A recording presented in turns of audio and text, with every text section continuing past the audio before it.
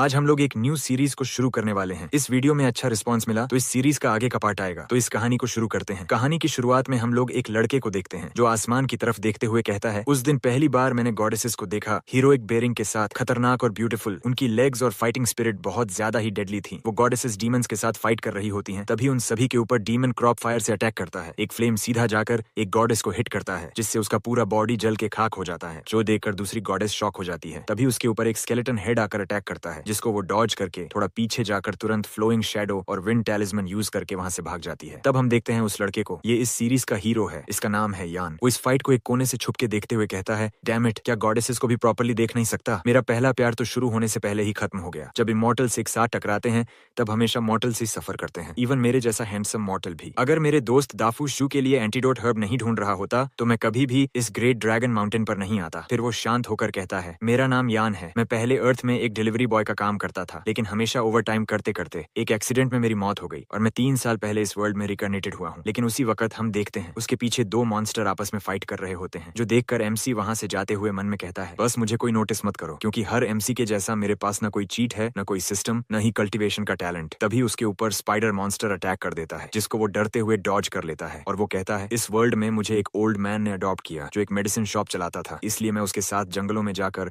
Herbs collect करता और बीमारियों को ठीक करना शुरू करने लगा। इस तरह मेरी जिंदगी कट रही थी। एक बार ओल्ड मैन ने कहा, तुम्हारे हेयर स्टाइल मेरे फैमिली के एक कुत्ते जैसे हैं, इसलिए मैंने तुम्हें चूज किया था। और यान ने सोचा, मैं इस बुढ़े को कुत्ता दिख रहा हूँ क्या? इसी के साथ स्पाइडर मॉन्स्टर यीन के ऊपर फिर से अटैक करता है जिसको वो जैसे तैसे डॉज करते हुए कहता है, प्लीज स्पाइडर भाई, मुझे मत देखो, मुझे मत देखो, मैं एक ट्रांसमाइग्रेटर हूँ, फिर भी मेरी कोई इज्जत नहीं है। पर वो स्पाइडर उसके तरफ फिर से अटैक करता है। तभी उसका एक पैर स्लिप हो जाता है जिससे वो खाई से नीचे गिरते हुए कहता है, डैम इट, मैं तो भूल चुका था, मैं यहाँ क्लिफ के ऊपर हूँ, मैं इतना अनलकी क्यों हूँ? वो नीचे गिरता है एक पेड़ की डाली के ऊपर, जो देखकर यीन कहता है, क्या मैं अभी भी जिंदा हूँ? तभी उसका ध्यान जाता है सामने कुछ चमकते हुए फ्लावर्स के ऊपर, जो देखकर वो कहता है, अरे तो ये माउंटेन मंडालास फ्लावर है, इनसे तो एक डिटॉक्सिफाई पिल बन सकता है जिससे डाफू का कॉर्प्स पॉइजन टेम्पोरेरीली सप्रेस कर पाऊंगा। पर तभी एक लड़की उसके कान के पास आकर कहती है, यंग मास्टर, तुमसे बहुत अच्छा खुशबू आ रहा है, जिससे यीन घबरा के पीछे मुड़कर कहता है, तुम कौन हो? हम लोग देखते हैं एक सुंदर सी लेडी स्माइल के साथ उसके सामने खड़ी होती है। वो लड़की कहती है, तुम बिना इजाजत के किसी के घर के अंदर घुसे हो, लेकिन तुम एक हैंडसम यंग मैन हो, इसलिए मैं तुम्हारी तरफ अट्रैक्ट हो गई हूँ। इससे यान थोड़ा शर्मा जाता है और वो कहता है, आप बहुत यंग और काफी ब्यूटीफुल हो। लेकिन वो मन में सोचता है, अरे ये तो मुझे लाइन दे रही है, लगता है आज मेरा लकी डे है। जो सुन के वो लेडी मॉन्स्टर बन के कहती है, तो ठीक है, क्या तुम खुद को मुझे कंज्यूम कर देने के लिए तैयार हो? डीमन को देखकर यीन शॉक होकर कुल्हाड़ी से उसके ऊपर माइटी होइंग ड्रैगन स्ट्राइक लगाता है। एक ही अटैक में मॉन्स्टर गिर जाता है, जिससे हैरान होकर यान कहता है, क्या सच में मैंने इसे सिर्फ एक अटैक में हरा दिया? अरे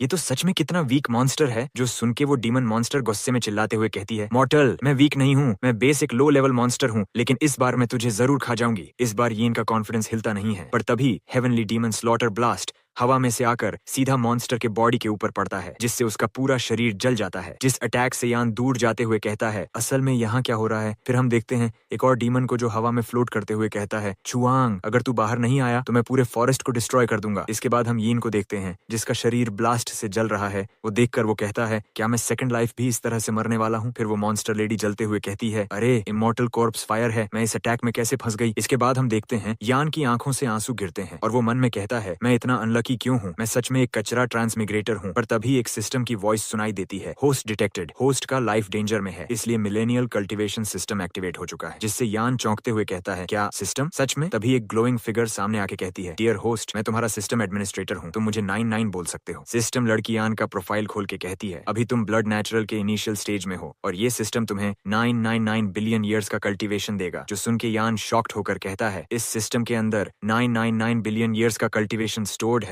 मैं इससे तो इनविंसिबल बन सकता हूँ और मैं पूरे वर्ल्ड को एक पंच मार के तोड़ सकता हूँ। यान की बात सुन के सिस्टम एटीट्यूड में कहती है, लगता है होस्ट को मेरी वार्निंग की जरूरत नहीं है, तो गुड लक होस्ट, बोल के वो चली जाती है। तभी एक और ब्लास्ट होता है जिससे एक इमॉर्टल लड़की तेजी से जाकर यान से टकरा जाती है। टकराने के बाद यान दर्द में कराहते हुए कहता है, बहुत दुख रहा है, असल में यहाँ क्या चल रहा है? बोल के वो आंख खोलकर देखता है, एक इमॉर्टल लड़की उसके सामने होती है। लड़की को देखकर वो सोचता है, सिस्टम तो अच्छा है, मुझे इतना जल्दी बेनिफिट दे रहा है। इसके बाद वो उस लड़की को पकड़ के कहता है, इमॉर्टल सिस्टर, आप ठीक तो हो? वो लड़की कहती है, मॉर्टल, ज्यादा ध्यान से सुनो, अगर तुम जिंदा रहना चाहता है तो मुझे एक प्रॉमिस करो, बोल के वो अपने अरमानों के अंदर से कुछ निकालने लगती है, जो देखकर यान कंफ्यूज्ड होकर सोचता है, इमॉर्टल्स हमेशा इतनी स्ट्रेट फॉरवर्ड होती हैं क्या? मैं अभी भी इसके लिए इनएक्सपीरियंस्ड हूँ। इसके बाद वो लड़की अपने अरमानों के अंदर से एक टैलिस्मन निकाल के कहती है, ये मेरी लास्ट टेलीपोर्टेशन टैलिस्मन है, मैं तुम्हें टियानवा सिटी भेज दूंगी, तुम सिटी लॉर्ड को कहना। इतने में एक अटैक आकर उस टैलिस्मन को डिस्ट्रॉय कर देता है। तभी एक डीमन सामने आके कहता है, 3 दिन से तुम मुझे भगा रही हो, अब तुम मेरे सामने इस जैसा लिटिल ट्रिक दिखाने वाली हो, क्या तुम्हें लगता है मैं इडियट हूँ? यान उस डीमन को देखकर कहता है, ए वही है जिसने मुझे कॉर्प्स फायर से ऑलमोस्ट मार डाला था। डीमन कहता है, कोई भी मेरे हाथ से बच नहीं सकता, बोल के डीमन फायर से दोनों पर अटैक करता है, लेकिन अटैक यान को हिट ना करके इमॉर्टल लड़की को हिट करता है, जिससे इमॉर्टल लेडी दर्द में चिल्लाने लगती है। यान उड़ते हुए कहता है, क्या फिर से वही टेक्निक? इसके बाद उसका ध्यान जाता है माउंटेन मंडाला फ्लावर के ऊपर, जो उस फायर से जल रहा है, जो देखकर उसका दिमाग खराब हो जाता है। वो गुस्से में कहता है, इतना कुछ सफर करने के बाद भी सब कुछ बेकार हो गया। इसके बाद उसको फ्लैशबैक आता है, जहाँ लोग उसे कह रहे हैं, डिलीवरी बॉय, लूजर, यूजलेस, कचरा। फिर हम इमॉर्टल लड़की को देखते हैं, जो कॉर्प्स फायर में जलते हुए कहती है, मेरे मास्टर इस आग का बदला तुमसे लेगा। जो सुन के डीमन कमीने वाला फेस बना के हंसते हुए कहता है, तुम्हें लगता है चुआ का मास्टर हमें रोक पाएगा? कोई भी हमारे कॉर्प्स सेक्ट को ऑफेंड करने की हिम्मत नहीं करता।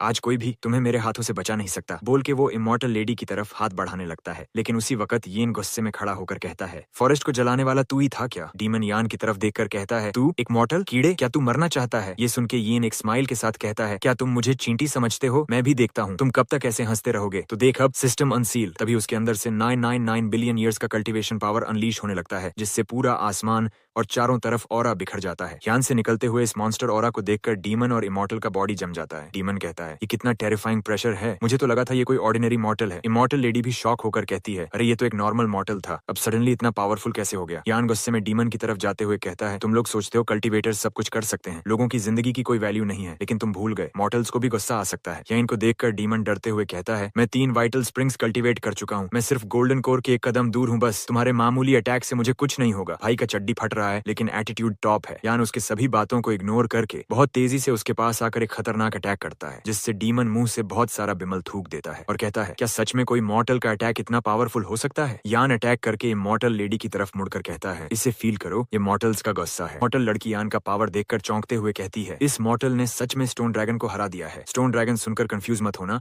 स्टोन ड्रैगन उस डीमन का नाम है। लेकिन देखते हैं यान के खतरनाक अटैक से वो डीमन अभी भी नहीं मरा है, लेकिन उस अटैक से डीमन और भी ज्यादा गुस्से में कहता है, तुमने मुझे कैसे हार्म कर दिया, क्योंकि मेरा बॉडी इनविंसिबल और इंडिस्ट्रक्टिबल है। लेकिन यान उसकी कोई भी बात पर ध्यान न देकर एक और अटैक करते हुए कहता है, तैयार हो जा मरने के लिए, बोलकर वो एक स्ट्राइक में उस डीमन के पूरे बॉडी को 2 हिस्सों में बांट देता है। यान के अटैक का पावर इतना ज्यादा होता है जिससे सामने का एक पूरा माउंटेन 2 हिस्सों में कट जाता है और इस अटैक से डीमन का डेड बॉडी जमीन पे गिरता है, खून में लथपथ हुए, और यान कामली खड़ा होता है। यान के अटैक के पावर को देखकर इमॉर्टल लेडी शॉक्ड होकर मन में कहती है, ये कैसा पावर था, ऐसी स्ट्राइक के लिए किस लेवल की कल्टीवेशन चाहिए? इसके बाद यान को देखते हैं, जो अपने कुठार को देखते हुए मन में कहता है, ये पावर है 999 बिलियन ईयर्स कल्टीवेशन सिस्टम का, ये पावर सच में रियल है। और वो सोचता है, ये पावर सच में इनक्रेडिबल है। तभी सिस्टम पॉपअप होती है और सिस्टम लड़की बाहर आके कहती है, होस्ट ने अलाउड लिमिट से ज्यादा पावर का यूज किया है, इसलिए होस्ट के करंट लाइफ स्पैन से 44 साल का लाइफ स्पैन रिड्यूस्ड किया जा रहा है, बोलकर वो एमसी से 44 साल का लाइफ स्पैन छीन लेती है। इसके बाद देखते हैं यान का प्रोफाइल, होस्ट नेम यान, 16 साल का लड़का, realm blood nurturing initial stage cultivation 999 billion years, life span अभी एमसी के पास सिर्फ 6 साल बचा है। जो देखकर सिस्टम लड़की कहती है, होस्ट के पास अभी 6 साल का लाइफ स्पैन बचा है, इसलिए होस्ट आप जल्दी अपना लाइफ स्पैन और फिजिकल स्ट्रेंथ इंक्रीज करो। जिससे यान गुस्से में सिस्टम लड़की पर चिल्लाते हुए कहता है, तुम क्या नॉनसेंस बातें कह रही हो, सच में क्या मेरे पास सिर्फ 6 साल का लाइफ बचा है? सिस्टम लड़की कहती है, आपको पहले ही मैंने वार्न किया था मास्टर होस्ट, बॉडी की लिमिट से ज्यादा पावर यूज करोगे तो लाइफ स्पैन रिड्यूस होगा। जो सुनकर यान मासूम सा फेस बनाकर कहता है, जीव जीव, अगर मैं मर गया तो तुम्हारा क्या होगा? इससे तो सिस्टम भी डिस्ट्रॉय हो जाएगा। क्या तुम अपने होस्ट को कोई भी बेनिफिट नहीं दोगे? अब से हम लोग सिस्टम लड़की को जीव जीव कहेंगे। जो सुनकर जीव जीव सॉफ्ट टोन में कहती है, होस्ट के फेट को कंट्रोल करना भी मेरा काम है। अगर होस्ट मर गया तो सिस्टम फिर भी कुछ समय तक एग्जिस्ट करेगा। लाइफ हमेशा जंगली घोड़े जैसा होता है। जीव जीव की बात सुनकर यान चिल्लाकर कहता है, जीव जीव मेरे साथ ये सब ट्रिक खेलना बंद करो। तभी इमॉर्टल लड़की उसे कहती है, थैंक यू सीनियर, मेरे लाइफ को सेव करने के लिए। सीनियर सुनकर यान सोचता है, क्या सीनियर मैं इतना बूढ़ा दिख रहा हूँ क्या? छोड़ो इसे, अभी मुझे लाइफ स्पैन और फिजिकल स्ट्रेंथ बढ़ाने के ऊपर ध्यान देना चाहिए। तभी वो लड़की अपने अरमानों के अंदर से सोर्ड निकाल कर कहती है, सीनियर इस आइटम के लिए स्टोन ड्रैगन मेरे पीछे 3 दिन और रात से पड़ा था, क्योंकि आपने मुझे बचाया है इसलिए मैं आपको यह सोर्ड देना चाहती हूँ। लेकिन यान उससे सोर्ड लेने से मना कर देता है। जो सुनकर इमॉर्टल लड़की निराश होकर मन में सोचती है, इस ट्रेजर को मैंने अपनी जान पर खेल कर बचाया था, लेकिन सीनियर के सामने इसका कोई भी वर्थ नहीं है। तभी अचानक से यान उसके पास आकर प्यार से कहता है, जरा रुको, क्या तुम्हारे पास कोई लाइफ स्पैन बढ़ाने वाला कोई पिल या मेडिसिन है? वो लड़की कहती है, सीनियर मुझे माफ कर देना, क्योंकि अभी मेरे पास ऐसा कोई पिल नहीं है। जो सुनकर यान वहाँ से जाते हुए कहता है, तो ठीक है, तुम चली जाओ, मैं अकेले में कुछ सोचना चाहता हूँ। तभी इमॉर्टल लड़की उसे रोक कर कहती है, सीनियर मेरे पास अभी भी 5 ग्रेड 3 जेड टोड पिल्स हैं, इनमें डिटॉक्सिफाइंग और हीलिंग इफेक्ट्स हैं, क्या ये आपके किसी काम आ सकते हैं? यान पिल का नाम सुनकर खुश होकर कहता है, ये तो मेरे लिए काफी यूजफुल है। इसके बाद सीन शिफ्ट होता है ग्रेट ड्रैगन माउंटेन कैनियन के डीप में, जहाँ एक अजीब सी क्लॉक चल रही होती है। उस क्लॉक को दूर से देखते हुए एक डीमन कहता है, द कंपैशनेट बेल बज रहा है, और एक डीमन कहता है, imperial palace of the compassionate immortal emperor, वह अपीयर हो चुकी है। फिर एक और इंसान बेल से निकलते हुए रिंग को सुनकर कहता है, यह आवाज का डायरेक्शन तो वहां से आ रहा है जहाँ ग्रेट ड्रैगन माउंटेन है। इसके बाद एक ओल्ड मंक कहता है, तो इसका मतलब इमॉर्टल एम्परर की इंपीरियल पैलेस इसी ग्रेट ड्रैगन माउंटेन के अंदर छिपा हुआ है। तभी एक डीमन क्लॉक की तरफ पॉइंट करके चिल्लाकर कहता है, इमॉर्टल एम्परर का इनहेरिटेंस दूसरे सेक्ट्स के हाथ में नहीं लगना चाहिए, इसलिए सब डिसाइपल्स जल्दी करो और इमॉर्टल टूम की तरफ आगे बढ़ो। उसकी बात पूरी होने से पहले एक अननोन बंदा अटैक करता है और उस डीमन को मार देता है। इसके बाद देखते हैं वो अटैक एक हाई क्लास डीमन ने किया था। वो गुस्से से कहता है, क्या यह सब कमोशन मेरे स्पीच से पहले हो रहा है? हे, क्या हम ग्रेट ड्रैगन माउंटेन के पास पहुंच गए हैं? जो सुनकर दूसरा एक डीमन कहता है, yes Elder, great dragon mountain बस आगे ही है। एल्डर डीमन अपने आप से बोलता है, स्टोन ड्रैगन का लाइफ टोकन टूट चुका है और उसका सोल ग्रेट ड्रैगन माउंटेन में डिस्पर्स हुआ है। हाउएवर, जिसने भी स्टोन ड्रैगन को मारा है, मैं उसे टॉर्चर करके ब्रूटली मारना चाहता हूँ, इसीलिए जल्दी से उसके बारे में पता लगाओ, कौन थे ग्रेट ड्रैगन माउंटेन में जिसने उसे मारा है। इसके बाद सीन शिफ्ट होता है सुबह के वक्त में डेब्रेक टियानवू सिटी में, जहाँ यान अपने घर पहुंच चुका है। घर में आके वो किसी को ढूंढते हुए कहता है, मैं घर वापस आ चुका हूँ। तभी हम लोग देखते हैं एक डीमन टाइप ज़ॉम्बी को, जो उसे छुपके से देख रहा होता है। फिर वो ज़ॉम्बी कहता है, लिटिल यान, मैं यहाँ पर हूँ। यान ज़ॉम्बी की आवाज सुनकर तुरंत पीछे मुड़ के भागने लगता है, लेकिन तभी हम लोग ज़ॉम्बी को देखते हैं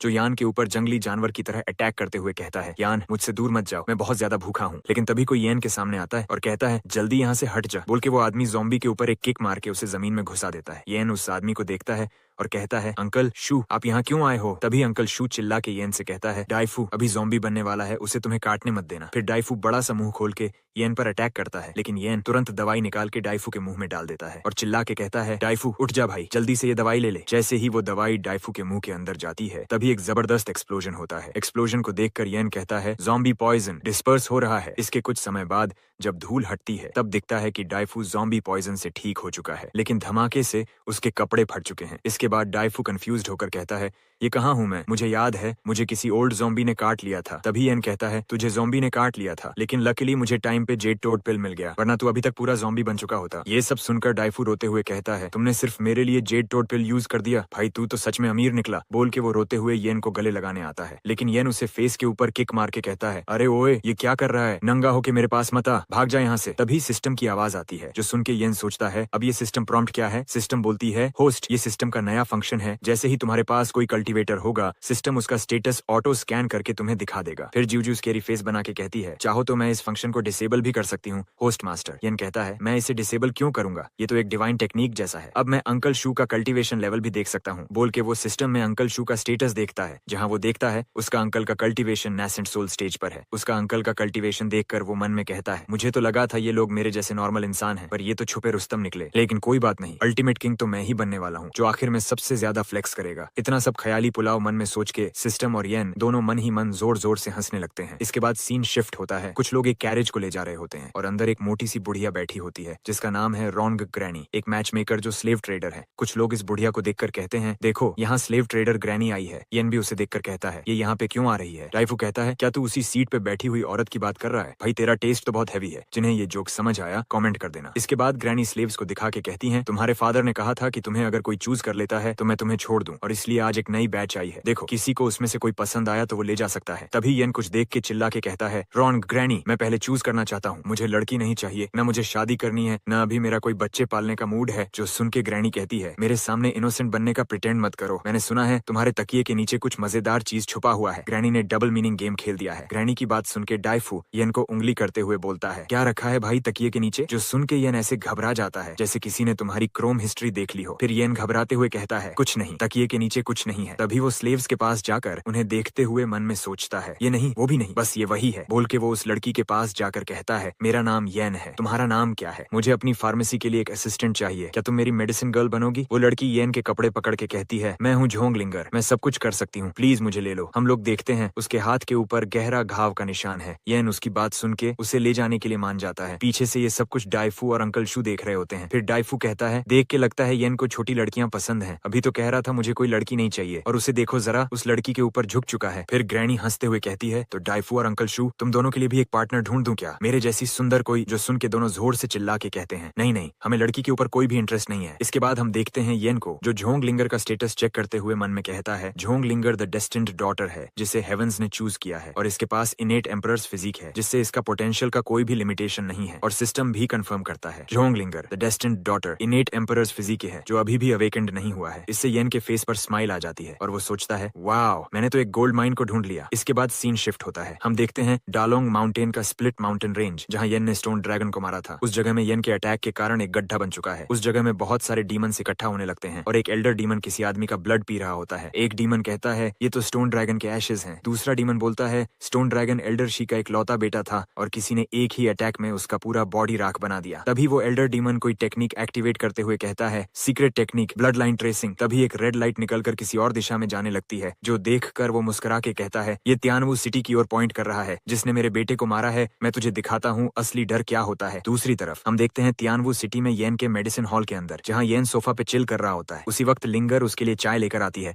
और कहती है सीनियर येन क्या आप चाय लेना पसंद करेंगे? जो सुन के येन उसकी तरफ देख के धीरे से कहता है अगर ये सिस्टम ना होता तो कौन सोचता कि ये सिंपल सी लड़की एक एम्प्रेस की रीइंकार्नेशन हो सकती है। फिर येन उसे एक किताब देकर कहता है ये लो, ये फ्लाइंग इमॉर्टल स्क्रिप्चर है, इसे मुझे मेरे मास्टर ने दिया था, क्या तुम इसे ट्राई कर सकती हो? इसके बाद लिंगर किताब लेकर परेशान सा फेस बना के कहती है क्या मैं सच में इसे ट्राई कर सकती हूँ? येन उसे बोलता है मैंने इसे 3 साल तक प्रैक्टिस किया है, कुछ इंसाइट्स मिले हैं, कोई डाउट हो तो मुझसे पूछना। पर जैसे ही लिंगर किताब पढ़ने की ट्राई करती है तुरंत उसका ब्लड नरिशिंग इनिशियल स्टेज पर ब्रेक थ्रू हो जाता है और वो कहती है सीनियर येन असल में मैं इसे पढ़ नहीं पा रही हूँ, जिससे येन का मुंह खुला का खुला रह जाता है और वो चिल्ला के कहता है अरे मेरी माँ 1 सेकंड में एडवांस लेवल तक जा चुकी हो। यही फर्क है जीनियस और मीडियोकर के बीच। लिंगर का टैलेंट देखकर वो अंदर से सैड हो जाता है। लिंगर उसका मूड देखकर पूछती है सीनियर येन क्या आप ठीक हो? येन एक कोने में रोते हुए कहता है बस 1 मिनट मुझे काल्म डाउन होने के लिए। इसके बाद सीन शिफ्ट होता है और हम देखते हैं तियानवू सिटी के गेट पास कुछ सोल्जर्स खड़े होते हैं। एक सोल्जर कहता है अभी तो सब क्लियर था, अचानक अंधेरा कैसे हो गया? दूसरा सोल्जर आसमान की तरफ देखकर डरते हुए चिल्ला के कहता है तुम लोग जरा ऊपर आसमान में देखो, यहाँ पे कुछ है। और तभी पर्पल क्लाउड्स के अंदर कोई अपीयर होता है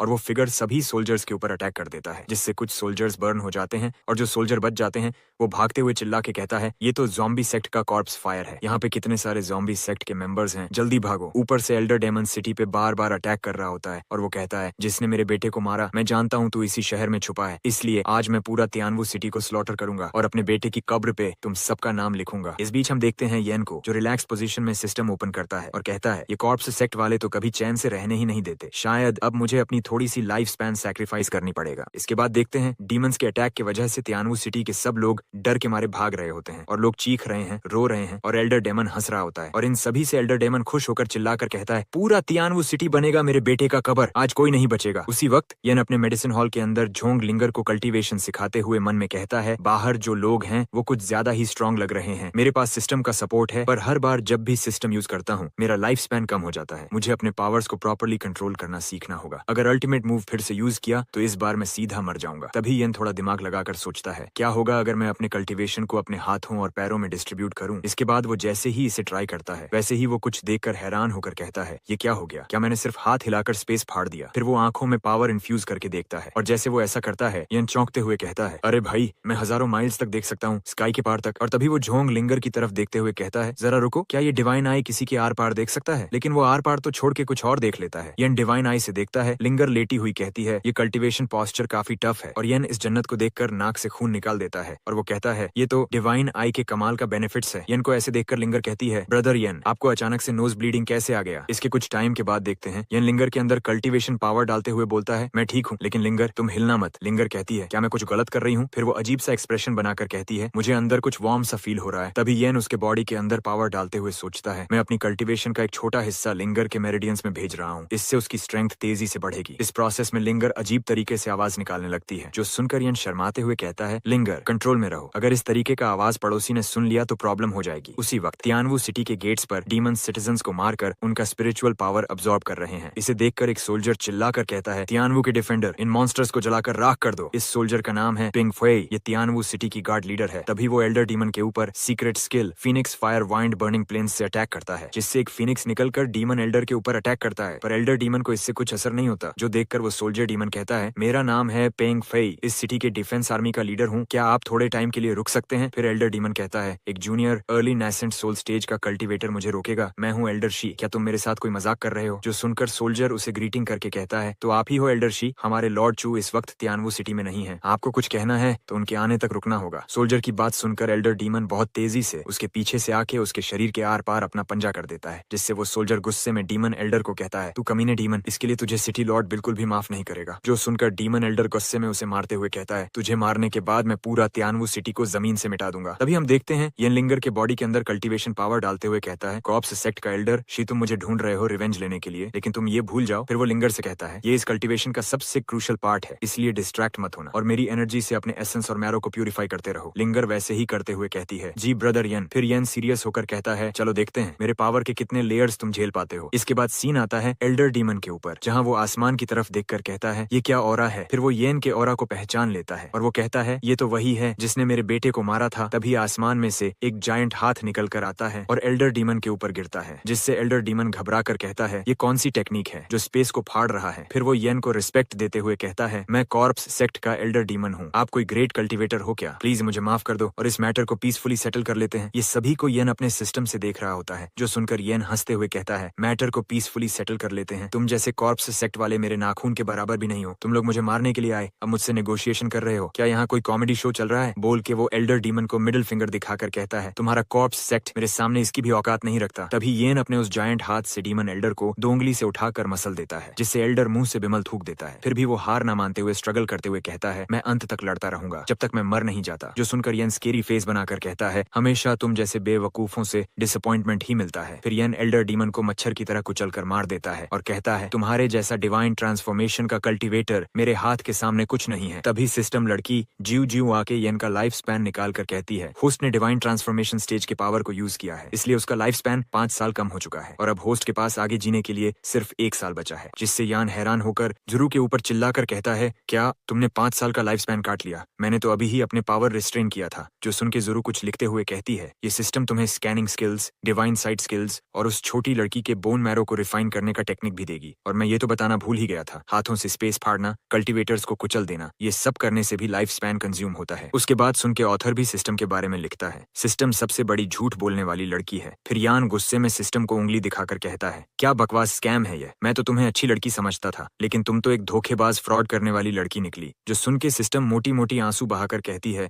मैं तो सिर्फ तभी कुछ करती हूँ जब होस्ट कुछ करता है और अब तुम मुझे सब चीज का ब्लेम मेरे ऊपर दे रहे हो। अब से मैं तुमसे बात नहीं करूंगी। सिस्टम को छोटी बच्ची के जैसा रोते हुए देखकर यान पत्थर का पुतला बन के कहता है, ये कैसे बकवास एक्टिंग था, इसने तो मुझे ही विलन बना दिया। इसके बाद सीन शिफ्ट होता है यान के मेडिकल हॉल में, जहाँ यान इस चीज से परेशान होकर बैठा हुआ है। तभी लिंगर उससे पूछती है, ब्रदर यान, अभी तुम क्या कर रहे थे? यान कहता है, कुछ टाइम पहले मुझे एक वैम्पायर ने ठग लिया है। और वो मन में सोचता है, नहीं, अब मुझे कुछ भी करके जल्दी लॉन्जेविटी पिल को हासिल करना पड़ेगा। इसके बाद सीन शिफ्ट होता है और हम देखते हैं एलिक्सर सेल्स सेंटर 1 बाओ पवेलियन को, जहाँ एक आदमी फुल मेहनत से टैलिस्मन का यूज करके एक पावरफुल सील बना रहा होता है और कुछ घंटों बाद वह सील बन जाता है, जो देखकर वो कहता है, सब हो चुका है। इसके बाद अगले 2 घंटे तक कोई भी अंदर और बाहर नहीं जा सकता। लेकिन तभी यान डायरेक्टली उस सील को क्रॉस करके अंदर चला जाता है, जिससे वो आदमी गुस्से में यान के ऊपर अटैक करते हुए कहता है, एक नॉर्मल इंसान बिना स्पिरिचुअल एनर्जी के सील के पार कैसे चला गया? तभी सिस्टम वार्निंग देकर कहता है, आपके सामने फाउंडेशन स्टेज का कल्टीवेटर है। जिससे यान को बहुत गुस्सा आ जाता है, क्योंकि सिस्टम का न्यू फीचर था, होस्ट के पास कोई भी कल्टीवेटर रहेगा तो सिस्टम ऑटोमेटिकली उसके बारे में बता देगा। फिर यान गुस्से में बोलता है, सिस्टम स्कैनिंग फीचर को बंद कर, तू इसे ट्रिक लगाकर कल से मेरा चुपचाप लाइफ स्पैन घटा रहा है। मैं तो सोच भी नहीं पाया, तू मुझे मार भी सकती थी। जो सुन के सिस्टम लड़की नाटक करते हुए कहती है, थोड़ा ही तो लिया हूँ, लेकिन इस इसके बदले में मैंने तुम्हें कितना पावरफुल बना दिया। जिससे गुस्से में यान जोर से पैर पटक के पवेलियन की तरफ जाते हुए कहता है, ज़रूर इन सभी स्कैम फीचर्स को बंद कर दे। बैकग्राउंड में चलता रहेगा तो मैं बिना पता चले ही मर जाऊंगा। वो आदमी यान का गुस्सा देखकर पहले ही उसका फट चुका है, इसलिए वो यान को जाते हुए देखकर कहता है, क्या यह कोई पागल था? शायद बैरियर अभी तक पूरा एक्टिवेट नहीं हुआ है। इसके बाद यान पवेलियन के अंदर जाकर पवेलियन को देखकर कहता है, वाओ, वान बाओ पवेलियन तो बहुत ज्यादा बड़ा है। फिर वो मन में कहता है, सिर्फ 1 साल का लाइफ स्पैन बचा है, अगर यहाँ कुछ भी नहीं मिला तो जूजू मुझे मार देगा। तभी एक खूबसूरत, एक शब्दों में हॉट लड़की आती है और यान से कहती है, आइए ना कस्टमर, कुछ खरीदना चाहेंगे? ये वान बाओ पवेलियन में हजारों आइटम है। मैं इस ब्रांच की मास्टर हूँ, मेरा नाम है वॉन होंगयिंग। यान उसे देख के तुरंत उसका नोज ब्लीडिंग होना शुरू हो जाता है और वह सोचता है, इसका फिगर तो कमाल का है। फिर वो कहता है, क्या आपके पास कोई कल्टीवेशन टेक्निक है जो लाइफ स्पैन बढ़ा सके? लॉन्जेविटी पिल्स या मेडिसिन भी चल सकता है। पवेलियन मास्टर कहती है, young master, immortality cultivation technique और लॉन्जेविटी पिल बहुत रेयर होता है, इस वक्त हमारे पवेलियन में नहीं है। जिससे यान उदास हो जाता है। लेकिन तभी वो लड़की पिल का बॉटल निकाल कर कहती है, पर मेरे पास पर्सनली 3 लॉन्जेविटी पिल्स हैं। फिर वह यान के साथ गेम खेलते हुए कहती है, शायद आपको मैं इसे कम प्राइस में दे दूंगी। पिल के बॉटल को देखकर यान एक छोटी बच्चे के जैसे बॉटल को घूरते हुए कहता है, मिल गया। आप इस बॉटल को कितने प्राइस में बेचोगी? लड़की यान का रिएक्शन देखकर सोचती है, ये तो एक ऑर्डिनरी आदमी लग रहा है। जो सोचकर वह कहती है, 1 पिल का प्राइस है 1000 लो ग्रेड स्पिरिट स्टोन्स। जिससे यान कैजुअली बोलता है, 1000 लो ग्रेड स्पिरिट स्टोन बिल्कुल महंगा नहीं है। लेकिन अंदर ही अंदर वह सोचता है, ये तो मुझे लूट रही है। टिएनवू सिटी के बीच में एक महल सिर्फ 30 लो ग्रेड स्पिरिट स्टोन में मिलता है, मैं क्या करूं? तभी यान कुछ महसूस करके उसे कहता है, क्या तुम इसके बदले में मेरे साथ एक डील कर सकती हो? जो सुनकर वान होंग कहती है, किस तरीके का डील तुम मेरे साथ करना चाहते हो? इतना बोल के वह मन में कहती है, एक ऑर्डिनरी इंसान होकर वह मेरे जैसे एक कल्टीवेटर के साथ क्या ट्रेड करना चाहता है? तभी यान कहता है, अगर तुम मुझे 3 लॉन्जेविटी पिल्स दो तो मैं इस पवेलियन को एक बार प्रोटेक्ट करूंगा। जो सुनकर वान होंग जोर जोर से हंसते हुए कहती है, हा हा हा, क्या तुम्हारे जैसा एक मॉर्टल इस पवेलियन को प्रोटेक्ट करने की बात कह रहा है? तभी अचानक पवेलियन के छत को तोड़ के कुछ लोग आते हुए कहता है, वान बाओ पवेलियन को डिस्ट्रॉय कर दो और पवेलियन के अंदर सभी मेंबर हमें स्पिरिट स्टोन, पिल्स और वेपन दे दो। फिर हम उन लोगों को देखते हैं जो लोग पवेलियन में वाइल्ड कार्ड एंट्री लिया है। जिन 3 नमूनों में वो नमूना है जिसे यान बाहर डरा के भगाया था। घुसपैठियों को देखकर पवेलियन के गार्ड उनके ऊपर अटैक करते हुए चिल्ला के कहता है, तुम्हारी हिम्मत कैसे हुई वान बाओ पवेलियन में घुसने की? आखिर तुम लोग किस फैक्शन से हो? लेकिन वो 3 लोग बड़ी आसानी से उन सभी गार्ड को मारते हुए कहता है, यहाँ सबको मार दो, कोई भी जिंदा नहीं रहना चाहिए। जो सुन के वान होंग कहती है, 3 फाउंडेशन एस्टैब्लिशमेंट कल्टीवेटर की हिम्मत कैसे हुई मेरे पवेलियन पर अटैक करने की? तभी सामने से एक हट्टा कट्टा बंदा कहता है, तुम दिखावा करना बंद करो वान होंग, हमें पता है वान बाओ पवेलियन के सिक्योरिटी के लिए जो 2 बूढ़े थे वो दोनों इमोर्टैलिटी हासिल करने के लिए डलोंग माउंटेन गए हैं। अभी तुम बिल्कुल अकेले हो, हम सभी को तुम्हारे बारे में सब कुछ पहले से पता है। वान होंग कुछ धुएं जैसा निकालकर स्केरी तरीके से हंसती हुई कहती है, लगता है तुम सभी पहले से ही प्लान बनाकर आए हो। लेकिन क्या सच में तुम सबको लगता है मैं एक इजी टारगेट होने वाली हूँ? उस स्मोक को देखकर एक पिंपल वाला बंदा सबको चिल्ला के कहता है, ये एंशिएंट स्मोक है, इससे ज्यादा संभल के रहना। तभी वान होंग तेजी से आकर उसकी थूती में एक खतरनाक किक मारकर कहती है, एक से तो मैंने निपट लिया। जो देखकर उसके साइड का एक बैंडेज वाला बंदा बिल्कुल हैरान हो जाता है। लेकिन उतने में वान होंग बहुत तेजी से उसके पीछे से एक खतरनाक किक मारकर कहती है, तू किस तरफ दिख रहा है? मैं यहाँ हूँ। फिर वो हट्टे कट्टे आदमी के ऊपर अटैक करके कहती है, इससे मिला के 3 कंप्लीट होता है। लेकिन लात खाने के बाद भी उस बंदे को कुछ नहीं होता और वो हंसते हुए कहता है, लेडी वन होंग, लगता है आपने मुझे कुछ कम आंका है। बोल के वो वान होंग को कुछ इस पोजीशन में पकड़ लेता है। मैं इस पोजीशन को डिस्क्राइब नहीं करने वाला। जो देखकर वान होंग मन में कहती है, मैं मेरे पैर को हिला नहीं पा रही हूँ और ये पोजीशन कितना एम्बैरेसिंग है। तभी वो बंदा वान होंग का पैर को चाटते हुए कहता है, मुझे नहीं पता था तुम जैसी लड़की की स्किन इतना ज्यादा नरम होगा। तभी उसके पीछे से पिंपल वाला मोटा उसे कहता है, स्योंग, तुम हमारा टास्क मत भूलना। बॉस ने कहा था पवेलियन के अंदर सभी को मार के तुरंत वापस आना है। जो सुन के श्योंग कहता है, ठीक है मैं समझ चुका हूँ, लेकिन इससे पहले मैं इसके साथ थोड़ा खेल लेता हूँ। तभी पीछे से यान वान होंग से कहता है, हे शॉपकीपर, कुछ समय पहले मैंने जो डील के बारे में बोला था वह अभी भी एक्टिव है। 3 लॉन्जेविटी पिल्स के बदले में एक बार तुम्हारी और वान बाओ पवेलियन की मदद करने का। क्या तुम इस डील में अभी इंटरेस्टेड हो? जो सुन के वान होंग तुरंत कहती है, अभी अगर तुम मुझे और मेरे वान बाओ पवेलियन को सेव करो तो मैं तुम्हें 300 लॉन्जेविटी पिल्स दूंगी। तभी सिस्टम लड़की जोरू बाहर आकर मुस्कुराते हुए कहती है, यान तुम्हारे लिए एक क्वेस्ट ट्रिगर्ड हुआ है, क्या तुम इसे एक्सेप्ट करना चाहोगे? जिस क्वेस्ट को यान तुरंत एक्सेप्ट कर लेता है। तभी यान को याद आता है कि उसके पास लाइफ स्पैन सिर्फ 1 साल बचा है। जो देखकर वो घबरा जाता है। फिर जरूर उसके सर सहलाते हुए कहती है, लाइफ स्पैन 1 साल बचा है तो क्या हुआ? इन जैसे वीक कल्टीवेटर को मारने के लिए तुम्हें इसका जरूरत नहीं पड़ेगा। उसके बाद सुनकर यान मन में कहता है, ये बेकार सिस्टम फिर से मुझे कल्टीवेशन पावर यूज करने के लिए उकसा रहा है। मैं फिर से फाइट में अगर सिस्टम का यूज नहीं किया तो मैं जरूर मर जाऊंगा। फिर वो कहता है, क्या मुझे उन्हें भी अपनी छोटी उंगली से मसल देना चाहिए या फिर उनके बालों से लटका देना चाहिए? क्या करूं? कुछ समझ नहीं आ रहा। अगर मैं ज्यादा पावर लगा दूं तो मैं खुद भी मर सकता हूं। ये सुनकर शियोंग हंसते हुए वान होंग से कहता है, हाँ, तुम्हारा लवर कितना बेवकूफ इंसान है। फिर वो पट्टी वाले बंदे को कहता है, उस कमजोर मॉर्टल को जल्दी मार दो। तभी पट्टी वाला बंदा एमसी के ऊपर पट्टी से अटैक करते हुए कहता है, इसमें कोई प्रॉब्लम वाली बात नहीं है। इन जैसे कमजोर मॉर्टल को तो मारना मेरा बाएं हाथ का काम है। कितना नादान बच्चा है जो यहाँ मेरे हाथ से मरने वाला है। तभी उसका अटैक यान के बॉडी का चिथड़े उड़ा के पट्टी मेला पेड़ देता है, जो देखकर शियोंग हंसते हुए वान होंग को कहता है, तुम अपना लास्ट होप भी खो चुकी हो लड़की, वो बेकार बच्चा अभी मर चुका है। यान को देखकर वान होंग कहती है, ये कैसा फाइट था, आखिर वह लड़का क्या साबित करना चाहता था। इसके बाद यान अचानक सभी पट्टियों को तोड़ते हुए बाहर आकर कहता है, हमने डील किया था, इसलिए मैं तुम्हारा ये आइटम कुछ समय के लिए उधार ले रहा हूँ। यान को आजाद होते देखकर पट्टी वाला बंदा उसके ऊपर अपने पट्टी से अटैक करते हुए कहता है, क्या सच में ये बच्चा मेरा अटैक खाने के बाद भी जिंदा कैसे है? इस अटैक से बचने के लिए तुमने जो भी ट्रिक यूज किया हो, लेकिन इस बार मैं तुम्हें जरूर मार डालूंगा। उसके अटैक को देखकर यान कहता है, तुम हमेशा से इतना ज्यादा नॉनसेंस बात करते हो क्या? इतना श्योर हो तो तुम यहाँ आके ट्राई क्यों नहीं कर लेते? बोल के वो उस फूकने वाली चीज उसे उसकी तरफ फेंकते हुए कहता है, तुम्हें आने की जरूरत नहीं है, सिर्फ इस अटैक को टेस्ट करो। इसके बाद वो पाइप सीधे जाकर पट्टी वाले बंदे को 2 भाग में बांट देता है, जिससे यान भी हैरान होकर सिर खुजाते हुए कहता है, क्या मैंने दोबारा ज्यादा पावर का इस्तेमाल कर दिया? यान के पावर को देखकर वान होंग भी हैरान होकर कहती है, एक कैजुअल स्ट्राइक से फाउंडेशन एस्टेब्लिशमेंट के 2nd लेवल के कल्टीवेटर को कितने आसानी से मार डाला। क्या ये सीनियर पहले से अपना ट्रू पावर छुपाते हुए आए हैं? यान के अटैक को देखकर शियोंग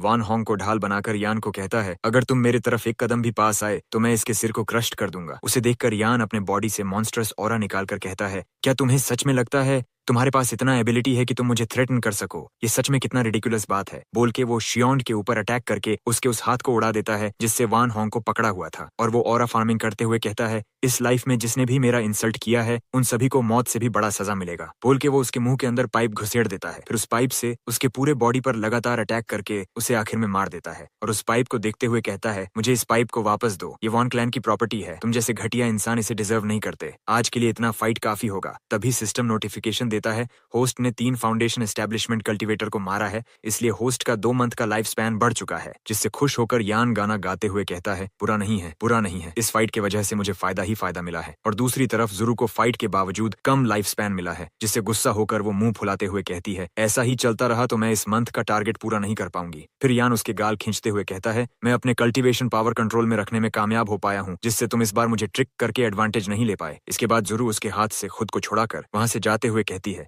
तुमने मेरे गाल को बहुत जोर से खींच दिया है, इसका बदला मैं अगली बार तुमसे जरूर लूंगी। इसके बाद सीन कुछ समय बाद शिफ्ट होता है, जहां वान होंग एमसी को ग्रीटिंग्स करते हुए कहता है, सीनियर, अपने जूनियर की जान बचाने के लिए धन्यवाद, और डील के मुताबिक ये रहा आपके 12 लॉन्जेविटी पिल्स। फिर यान उस पिल बॉक्स लेकर मन में कहता है, सिर्फ 12 लॉन्जेविटी पिल्स, इनमें तो मेरा सिर्फ 3 साल का लाइफ स्पैन बढ़ेगा। मुझे लाइफ स्पैन बढ़ाने के लिए कुछ अलग रास्ता भी ढूंढना पड़ेगा। तभी वो वान होंग को कहता है, क्या तुम्हारे पास कोई बॉडी रिफाइनिंग टेक्निक है? जो सुन के वान होंग यान को कहती है, ऑर्डिनरी कल्टीवेटर्स अपने फिजिकल बॉडी को एनहांस करने के लिए डाओइस्ट मेथड्स और मार्शल आर्ट्स प्रैक्टिस करते हैं, लेकिन इसका भी एक लंबा लिस्ट है टेक्निक्स की, जो सिर्फ फिजिकल बॉडी के लिए ही नहीं बल्कि स्पिरिचुअल बॉडी के लिए भी है। पर उनमें से ज्यादातर टेक्निक्स हम खो चुके हैं, इसलिए हमारे पवेलियन ऑफ 10,000 ट्रेजर्स में वो नहीं मिलेंगी। लेकिन अगर सीनियर आपको इस टेक्निक जरूरत है तो पवेलियन अपनी तरफ से उन पुराने स्क्रिप्चर ढूंढने की पूरी कोशिश करेगा। सीनियर, आपका स्ट्रेंथ अनबीटेबल है। अगर सीनियर हमारे हेल्प इस तरह हमेशा करते रहें तो हम जरूर आपके सभी आइटम्स को ढूंढने में मदद करेंगे। जो सुन के यान कान खुजाते हुए मन में कहता है, क्या करूं, अभी मेरे पास कोई टेक्निक नहीं है। तभी अचानक कोई वान होंग पर अटैक करता है। अचानक अटैक देखकर यान थोड़ा हैरान हो जाता है। तभी वहां एक आदमी स्पेस तोड़कर आके गुस्से में कहता है, बहुत हिम्मत है तुम में बच्चे, कैसे तुमने मेरी ब्लैक विंड ट्राइब के छोटे भाई को मार दिया? तुम छोटे से चूहे, मैं तुम्हारी जान लूंगा और तुम्हें तुम्हारे खून से इसका हर्जाना भुगतना पड़ेगा। ये आदमी ब्लैक विंड ट्राइब का मेंबर होता है, जिसका नाम है शियोंगदा। इसका कल्टीवेशन है अर्ली नेसेंट सोल स्टेज। ये यहाँ नहीं आया है, ये शियोंगदा का एक क्लोन बॉडी है। उस आदमी को देखकर वान होंग दर्द में कर्राते हुए कहती है, ये शियोंगदा है। उसने अपना खुद का खून शियोंग के अंदर इंजेक्ट किया था, उसे और ज्यादा स्ट्रांग बनाने के लिए। शियोंग याद नहीं आ रहा है तो बोल दूं, वो ठरकी बंदा जिसने वान होंग को पकड़ लिया था। फिर वो आदमी यान पर अटैक कर देता है, जिसको यान डॉज करके कहता है, क्या बकवास है, तुम किसी के ऊपर ऐसे अचानक अटैक कैसे कर सकते हो? अब कितने दिन की लाइफ स्पैन मुझे इन लोगों से निपटने के लिए खर्च करना पड़ेगा? तभी सिस्टम बाहर आके यान से कहती है, 2 महीने, 3 महीने, 1 साल, फर्क नहीं पड़ता। अगर तुमने कुछ नहीं किया तो वो आदमी फिर से तुम पर अटैक कर देगा। तभी शियोंगदा यान पर एक डेंजरस टेक्निक जिसका नाम है the flame of the apocalypse से चिल्लाते हुए अटैक करता है। अचानक अटैक से यान घबरा जाता है और कहता है, मैं इस वक्त क्या करूं? क्या मुझे फिर से लाइफ स्पैन यूज करनी पड़ेगी? अगर ये भी काफी ना हुआ तो बोल के वो 2-3 पिल्स कंज्यूम कर लेता है।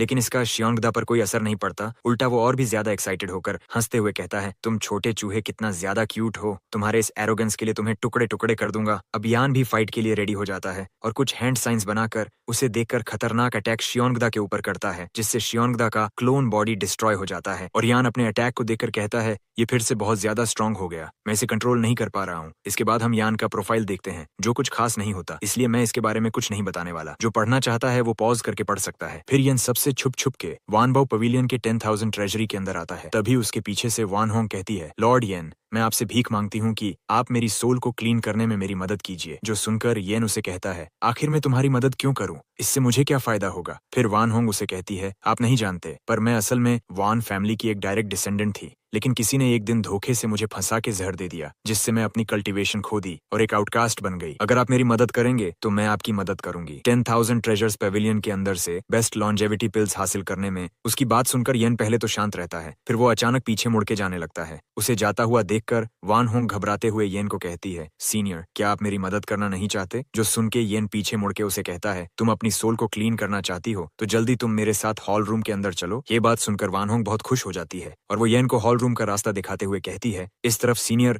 हमने यहाँ आपके रेस्ट करने के लिए एक रूम को तैयार किया है। फिर वान होंग येन को एक रूम में ले जाकर कहती है, सीनियर, यहाँ आपको फुल प्राइवेसी मिलेगा, ये रहा आपका रूम। क्या आपको ये रूम अच्छा लगा? सिर्फ आपके आराम के लिए हमने इतना बड़ा रूम का इंतजाम किया है। अगर आपको और कुछ चाहिए तो आप यहाँ मौजूद किसी को बता सकते हो। अगर आप चाहें तो मैं ट्रीटमेंट के लिए कुछ एलिक्सर्स, ट्रेजर्स या फिर फॉर्मेशंस प्रिपेयर कर दूं। उसकी सारी बातों को सुनकर येन उसे मुस्कुराते हुए कहता है, सिर्फ सिंपल सोल क्लीनिंग के लिए इतना सब कुछ नहीं चाहिए, बोल के वो उसे बेड की तरफ इशारा करके कहता है, बस तुम वहां जाके लेट जाओ। जो सुन के वान होंग कुछ अलग सोचकर शर्माते हुए कहती है, सीनियर, हम दोनों अभी तो मिले हैं, आपको नहीं लगता ये करना हमारे लिए बहुत जल्दी नहीं हो जाएगा? और येन उसे बेड की तरफ इशारा करते हुए कार्टून सा फेस बनाकर कहता है, तुम क्या चाहती हो, हम ये करेंगे या नहीं? तुम जो बोलोगी मैं वही करूंगा। जो सुन के वान होंग शर्माते हुए कहती है, हाँ, आप ऐसा सिर्फ मेरे खातिर कर रहे हो, इसलिए मैं ये जरूर करूंगी। इसी बीच दूसरी तरफ ब्लैक विंड ट्राइब में शियोंगदा, जिसके क्लोन डिस्ट्रॉय होने की वजह से उसके मुंह से विमाल बाहर आ जाता है और वो अपने ब्लड को देखकर हैरान होकर कहता है, वो लड़का असल में कौन था? उसने मेरी क्लोन बॉडी के साथ मेरे रियल बॉडी के सोल को भी डैमेज कर दिया। वो तो एक बच्चा लग रहा था। नहीं, ये मुमकिन नहीं है, वह कोई सीक्रेट टेक्निक यूज कर रहा था। अगर ये उसकी असली पावर है तो वह मुझे अगली बार आसानी से कुचल देगा। उसके कल्टीवेशन पावर को देखकर मुझे लगा जैसे मैं उसके सामने एक छोटी सी चींटी हूँ। फिर वो येन से निकलने वाले ऑरा के बारे में सोचकर डरते हुए कहता है, तो मैं इसके बाद क्या करूँ? तभी उसके पीछे से एक मैजिशियन वहां आकर उसे कहता है, मास्टर, आप परेशान लग रहे हो, क्या आपको कोई स्ट्रॉन्ग एनिमी मिल गया? जो सुन के शियोंगदा उसे कहता है, ऐसा ही कुछ समझो, वो बच्चा सिर्फ पावरफुल ही नहीं, वो एक्स्ट्रा ऑर्डिनरी पावर को पोसेस करता है। क्या तुम्हारे पास उसके पावर को काउंटर करने का कोई तरकीब है? फिर मैजिशियन कहता है, मास्टर, क्या आप हमारा ट्रेजर के बारे में भूल गए हो? वही जिनकी मदद से आपने पूरे जियोंग फैमिली के 72 मेंबर्स को मार दिया था, जिसका नाम है द हेवनली ब्लैक कर्स। इस आइटम की मदद से आप अपने दुश्मन को पता लगने से पहले ही उसको मार सकते हो और इस कर्स से स्ट्रॉन्गेस्ट कल्टीवेटर भी बच नहीं सकता। ये आइटम कुछ इंडियन मिथोलॉजी वाला कोई वेपन लगता है। ये क्या है? अगर आप में से किसी को पता हो तो वो प्लीज कमेंट कर देना। यह बात सुनकर शियोंगदा खुश होकर हंसते हुए कहता है, हा हा हा, जब मैं उसे हरा दूंगा तब वो लाल बालों वाली लड़की मेरी हो जाएगी। फिर वह अपने सेक्ट के सभी कुत्तों को चिल्लाते हुए कहता है, सुनो सब लोग, जल्दी ह्यूमन सैक्रिफाइसेस का रिचुअल प्रिपेयर करो। बुलडॉग का ऑर्डर पाकर सभी गली के कुत्ते इंसान को पकड़ते हुए कहता है, उन सभी को कैप्चर करो, मास्टर का ऑर्डर है इन सभी पिग्स को ऑल्टर तक ले जाने का। और सभी सिविलियंस अपने जान बचाने के लिए उनके सामने रोने और गिड़गिड़ाने लगते हैं। और दूसरी तरफ का माहौल कुछ ज्यादा ही रंगीन होता है, जहाँ वान होंग बिस्तर में लेटी हुई येन को शर्माते हुए कहती है, सीनियर, क्या ट्रीटमेंट के लिए ये ठीक पोजीशन है? और येन उसे देखकर घबराते हुए अपना आंख बंद करके अपना हाथ उसके गलत पार्ट की तरफ ले जाते हुए कहता है, तुम टेंशन मत करो, इस मेथड में तुम्हें सिर्फ थोड़ा दर्द होगा, बस उसको तुम्हें सहना पड़ेगा। बोलकर वो सिस्टम खोलकर कहता है, 999 मिलियन सिस्टम एक्टिव। इसी बीच येन अनजाने में वान होंग के गलत पार्ट को छूकर उसका ट्रीटमेंट शुरू कर देता है, जिससे वान होंग गलत गलत आवाज निकालते हुए चिल्लाने लगती है और अजीब पोज बना के कहती है, मुझे अपने बॉडी के अंदर एक फेमिलियर एनर्जी महसूस हो रही है। थोड़ी देर बाद येन का ट्रीटमेंट कंप्लीट हो जाता है, जिससे वह लंबी सी सांस छोड़कर कहता है, तो अब तुम्हें कैसा लग रही है? क्या तुम्हें पहले से बेटर महसूस हो रही है? ऑथर बहुत हरामी है, इस इमेज को डालने का कोई जरूरत था क्या? बेकार का फैन सर्विस। येन के ट्रीटमेंट टेक्निक को देखकर वान होंग शर्माते हुए उसे कहती है, हाँ, मैं बिल्कुल पहले जैसा ठीक हो चुकी हूँ। और वो मन में कहती है, अरे मुझे विश्वास नहीं हो रहा, ट्रीटमेंट के टाइम मैंने उसके सामने बेशर्मों की तरह अजीब आवाज निकाल दिया। इतना होने के बाद भी सीनियर इतना शांत कैसे रह लेता है? तभी वह अपनी पावर को फील करके हैरान होकर कहती है, जो जहर इतने सालों से मेरे अंदर जमा था वो अब पूरा खत्म हो गया है और मेरा शरीर अब एक प्योर इनकरप्टिबल स्पिरिट बॉडी बन गया है। फिर वो येन की तरफ देखकर सोचती है, जो काम 9th लेवल क्रिएशन पिल भी नहीं कर पाया, उसको इस आदमी ने अपने खाली हाथों से कर दिखाया है। इसे ठीक करने के चक्कर में एमसी ने आखिर कितने दिनों की लाइफ स्पैन कुर्बान करना पड़ा होगा। फिर वान होंग झुककर घुटनों में बैठकर एमसी को प्रॉपरली रिस्पेक्ट देते हुए कहती है, मेरे पॉइजन को निकालने के लिए आपको दिल से शुक्रिया सीनियर। आपने मेरी सिर्फ हेल्प ही नहीं की, इसके साथ आपने मुझे इनकरप्टिबल स्पिरिट बॉडी भी दी। येन उसे देखकर थोड़ा सा मुस्कुरा के कहता है, मेरे सामने ज्यादा फॉर्मल होने की जरूरत नहीं है, ये वही था जो हमने डील में डिसाइड किया था। अब मैंने तुम्हारा जहर निकाल दिया है, इसके बाद तुम्हारी बारी, ठीक है, मैं यहाँ से चलता हूँ, बोलकर वो सिस्टम की मदद से वहाँ से चला जाता है। फिर येन सिस्टम के अंदर जितना कूल बन के गया था उतना ही बेकार तरीके से वहाँ पहुंचता है, जिससे गुस्से में वो सिस्टम को गाली देते हुए कहता है, बास्टर्ड सिस्टम, काम के ऊपर काम, मुझे कुछ और सेकंड्स वहाँ कूल बनने देने में क्या तुम्हें कोई प्रॉब्लम हो रहा था? तुमने अचानक मुझे समन क्यों कर लिया? तभी वो सिस्टम लड़की की तरफ देखकर शांत होकर कहता है, अभी तुम्हें क्या हो गया है? जो सुन के ज़ुरुयेन को रोते हुए कहती है, होस्ट, तुम क्या इडियट हो, तुम मर रहे हो और तुम अभी भी सिर्फ लड़कियों को लाइन मारने में लगे हो। ये सुनकर येन बिल्कुल हैरान होकर कहता है, क्या कहा तुमने? मैं मर रहा हूँ। फिर सिस्टम कहती है, होस्ट, कोई बास्टर्ड तुम्हारे लाइफ स्पैन कोर के अंदर से लाइफ एनर्जी को कर्स की मदद से चुरा रहा है, ऐसा ही चलता रहा तो तुम जल्दी मर जाओगे। तभी येन सिस्टम नोटिफिकेशन देखता है, लाइफ एक्सपेक्टेंसी 730 दिन, स्पेल के अंडर 700 दिन, 660 दिन, 610 दिन करके येन का लाइफ स्पैन लगातार कम होने लगता है। येन ये देखकर शॉक होते हुए कहता है, ऐसा कैसे हो सकता है? इस कर्स को किसने मेरे ऊपर लगाया है? इसी बीच ब्लैक विंड सेक्ट में श्योंगदा उसी आर्टिफैक्ट के मदद से सभी लोगों का लाइफ स्पैन निकालकर येन को कर्स करने लगता है, जिससे देखकर वो बहुत खुश होकर हंसते हुए कहता है, हा हा हा,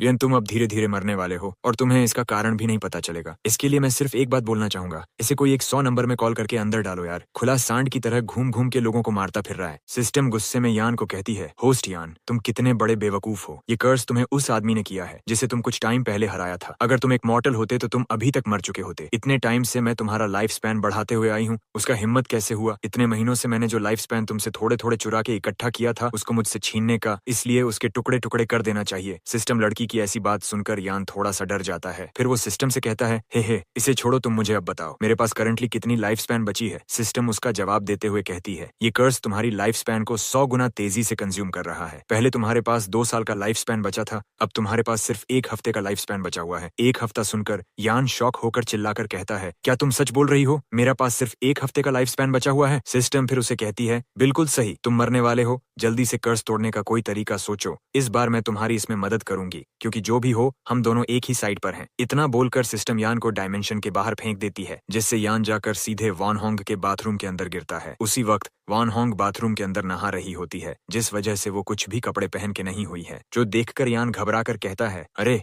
ज़ुरु, तुमने मुझे कहाँ गिरा दिया? अब वह सोच रहा होगा कि मैं उसे नहाते हुए यहाँ छुप छुप के देख रहा था। यान अचानक उसके बाथरूम में आता हुआ देख के वॉन होंग बहुत शर्मा जाती है। फिर भी वह खुद को कंट्रोल करके धीरे से कहती है, मास्टर, आप अभी तो यहाँ से चले गए थे, लेकिन इतना अचानक कैसे वापस आना हुआ? और दूसरी तरफ यान भी खुद को कंट्रोल करके उसके कंधे पर हाथ रखकर कहता है, वान होंग, अगर लॉन्जेविटी मेडिसिन का कोई न्यूज मिले तो सीधे साउथ सिटी के जोंग फार्मेसी में मुझे ढूंढते हुए आना। मुझे अभी अर्जेंटली किसी इंपॉर्टेंट मैटर को सेटल करने के लिए निकलना होगा। वान होंग भी सीरियस होकर कहती है, मास्टर, आप इस मैटर को मुझ पर निश्चिंत होकर छोड़ सकते हैं। वान होंग अपनी तरफ से पूरी कोशिश करेगी, आपके लिए लॉन्जेविटी मेडिसिन जरूर ढूंढ कर लाएगी। यान थोड़ा सा रिलैक्स होकर अपनी पावर यूज करके वहाँ से जाते हुए कहता है, तुम उस बारे में सब कुछ संभाल लोगी तो मैं तुरंत यहाँ से काम के लिए निकलता हूँ। वान होंग अपने बदन को कपड़े की मदद से छुपाते हुए कहती है, ठीक है यंग मास्टर, मैं आपको निराश नहीं करूंगी। सीन बदलकर ब्लैक विंड विलेज के ऊपर आ जाता है। काम के बीचों बीच कुछ लोग जोर शोर से रिचुअल्स कर रहे हैं। उनकी हरकतें सिर्फ यान की लाइफ स्पैन छीनने और उस पर कर्सेस लगाने के लिए हैं। ये सैक्रिफाइस रिचुअल इतना पावरफुल है कि पहले से ही कई लोग इसकी वजह से मर चुके हैं। रिचुअल की एनर्जी इतनी अधिक जमा हो जाती है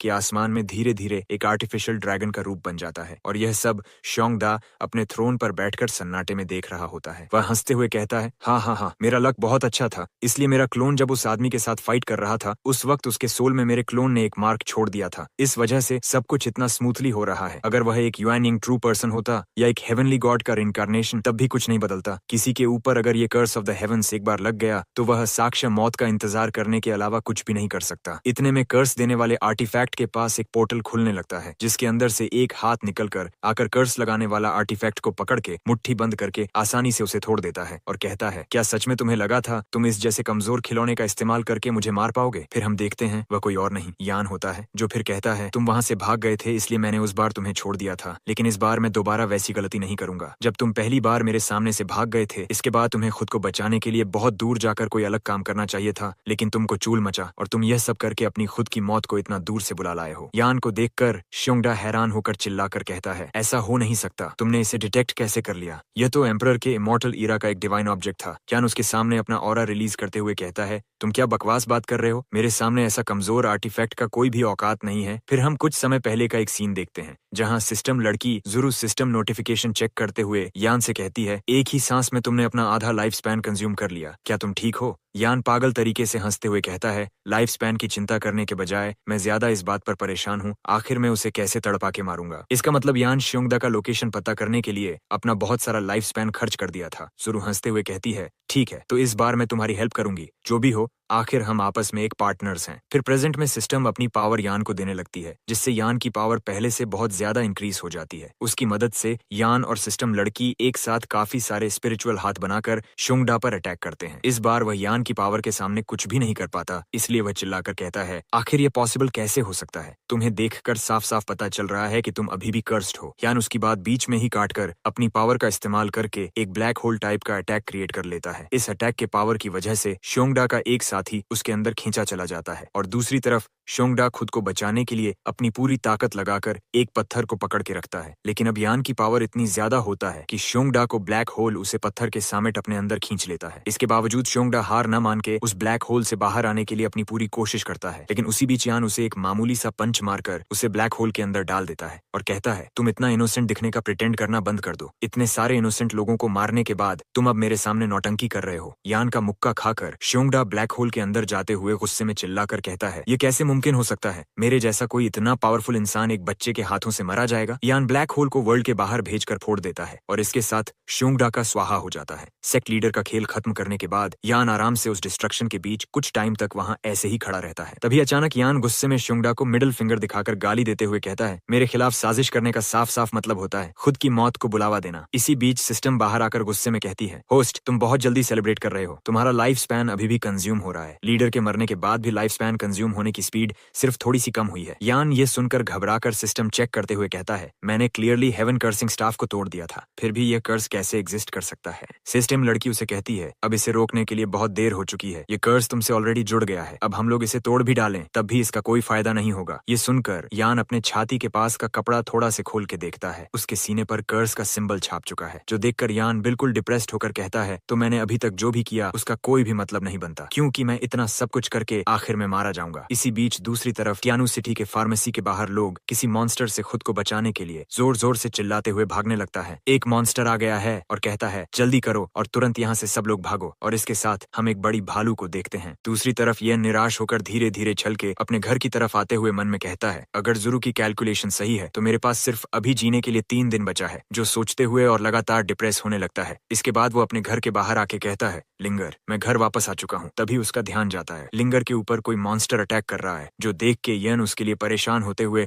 हड़बड़ी में चिल्ला के कहता है, लिंगर जरा ध्यान से, तुम्हारे ऊपर मॉन्स्टर अटैक कर रहा है। लेकिन ध्यान से देखने पर उससे समझ आता है कि लिंगर उस बेयर मॉन्स्टर के साथ सिर्फ मजे से खेल रही है। तभी लिंगर पीछे मुड़ के येन को देखकर कहती है, बड़े भाई येन क्या आप वापस आ चुके हैं? बोल के वो येन की तरफ दौड़ते हुए जाकर उसे गले लगा लेती है। फिर लिंगर उस बेयर को येन के साथ इंट्रोड्यूस करते हुए कहती है, ये छोटे बेर का नाम लिटिल कॉटन है, लिंगर का दोस्त एक भालू है। ये सुन के यन थोड़ा सरप्राइज हो जाता है। इसके बाद लिंगर इस भालू से मिलने का स्टोरी एमसी को बताने लगती है। लिटिल कॉटन मेरा बचपन का कंपेनियन पेट पार्टनर था, तब वो छोटा सा था इसलिए वो हमेशा मेरे पास ही रहता था। लेकिन एक दिन ब्लैक विंड विलेज के लोग ने हमारे विलेज के ऊपर अटैक कर दिया। इस अचानक अटैक से मेरे दोनों पेरेंट्स एक साथ मारे गए और इसके बाद मुझे भी स्लेव ट्रेडर के द्वारा पकड़ लिया गया। इस वजह से मैं और लिटिल कॉटन अलग हो गए थे। इतना बोल के वो रोते हुए कहती है, मेरे पेरेंट्स को मारने के लिए और लिटिल कॉटन को मुझसे अलग करने के लिए मैं बड़ा होकर एक दिन ब्लैक विंड विलेज से अपना बदला जरूर लूंगी। लिंगर की बातों को सुन के येन उसके सिर के ऊपर हाथ रख के कहता है, तुम्हें इसके बारे में सोच के इतना सैड नहीं होना चाहिए, क्योंकि ब्लैक विंड विलेज अब इस दुनिया में मौजूद नहीं है। जिन लोगों ने तुम्हें दर्द दिया था वो सेक्ट अब बिल्कुल खत्म हो चुका है। लिंगर हैरान होकर उससे पूछती है, क्या ब्लैक विंड विलेज अब एग्जिस्ट नहीं करता? जो सुन के येन उसे एक स्माइल के साथ कहता है, उन्होंने कुछ ऐसा काम किया था जिस वजह से वो लोग मुझे नाराज कर दिया था, इसलिए मैंने उनके पूरे सेक्ट को मिटा दिया। तुम इस बारे में निश्चिंत रहो, क्योंकि अब तुम मेरे फैमिली का एक मेंबर हो, इसलिए अभी से कोई भी तुम्हें हर्ट नहीं कर पाएगा। येन की बातों को सुन के लिंगर खुश हो जाती है और ये सब देखकर लिटिल कॉटन भी इमोशनल होकर रोने लगता है। तभी लिंगर एमसी को कहती है, बड़े भाई येन, क्या तुम्हें भूख लगी है? तो मैं तुम्हारे लिए कुछ बनाकर ले आती हूँ। बोल के वो वहां से चली जाती है। उसके जाने के बाद लिटिल कॉटन और येन के बीच में शांति का माहौल बन जाता है। तभी सिस्टम लड़की येन से कहती है, तुम तो बिल्कुल रिलैक्स हो चुके हो, क्या तुम भूल गए तुम्हारे पास अभी जीने के लिए सिर्फ 3 दिन बचा है? येन सिस्टम की बात सुन के फिर से डिप्रेस होकर कहता है, अभी मेरे पास कोई भी रास्ता खुला नहीं है। इतने शॉर्ट टाइम में मैं लाइफ स्पैन बढ़ाने का मेडिसिन कहाँ से ढूंढ निकालूंगा? तभी लिटिल कॉटन येन को कुछ बोलने का ट्राई करने लगता है, लेकिन येन उसका कोई भी बात समझ नहीं पाता। फिर लिटिल कॉटन अपने पॉकेट से एक फ्रूट निकाल के येन को देता है। उस फ्रूट को देखकर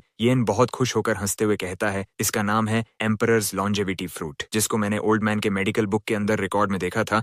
इस फ्रूट का क्वालिटी कम हो गया है, फिर भी ये मेरा 5 साल का लाइफ स्पैन बढ़ा सकता है। फिर येन बॉक्स के अंदर कुछ चीजों को ढूंढते हुए कहता है, लिटिल कॉटन, तुम अभी मेरे साथ हर्ब्स ढूंढने के लिए जंगल में मेरे साथ चल रहे हो। इतने में येन काफी सारी चीजों का एक बड़ा बैग बना के उसको पीठ में उठा के कहता है, सफर में कुछ बुरा ना हो जाए, इसलिए सभी को इतने सारे चीजों को हर एक सफर में ले जाना चाहिए। बोल के वो लिटिल कॉटन को वहां से घसीट के ले जाते हुए लिंगर को कहता है, तुम हम दोनों के लिए खाना बना के रखना, हम डिनर के टाइम वापस आ जाएंगे। इसके बाद सीन शिफ्ट होकर हम एक नई जगह को देखते हैं, जहाँ हम वही लड़की को देखते हैं जिसको कुछ टाइम पहले येन के साथ देखा था। उसे देखकर आसपास के सेक्ट मेंबर्स कहते हैं, हमारे सेक्ट का सीनियर सिस्टर डीमन क्लैन के साथ फाइट करके वापस आ चुकी है, इसका नाम वांग होंग है। फिर वांग एक बड़ा दरवाजा खोलकर अंदर जाती है, जहां उसका सिस्टर बेड में लेटे हुए उसे कहती है, वांग क्या तुम सेक्ट से बाहर जाकर फाइट करके कुछ एक्सपीरियंस हासिल किए हो? जो सुन के वांग उसके सिस्टर को कहती है, सिस्टर, उस दिन मैं द ग्रेट ड्रैगन माउंटेन गई थी अपना ट्रेनिंग मिशन को कंप्लीट करने के लिए, लेकिन मैं गलती से इंपीरियल पैलेस में चली गई। फिर वो एक सोर्ड को निकाल के कहती है, वहां मुझे ये कंपैशनेट सोर्ड मिला, ये देखिए, ये वही है। उस सोर्ड को देखकर उसका सिस्टर पहले बहुत शॉक्ड हो जाती है, फिर तुरंत वांग के पास से सोर्ड को लेते हुए कहती है, वांग तुम मेरे साथ चलो। बोल के वो सोर्ड की मदद से वहां का स्पेस को कट करके उसे एक अलग जगह पे ले जाकर कहती है, इस मामले को हम हल्के में नहीं ले सकते, तुम मुझे शुरू से डिटेल्स में सब बताओ। जो सुन के वांग अपनी कहानी उसे बताना शुरू करती है। इस सोर्ड को ऑब्टेन करने के बाद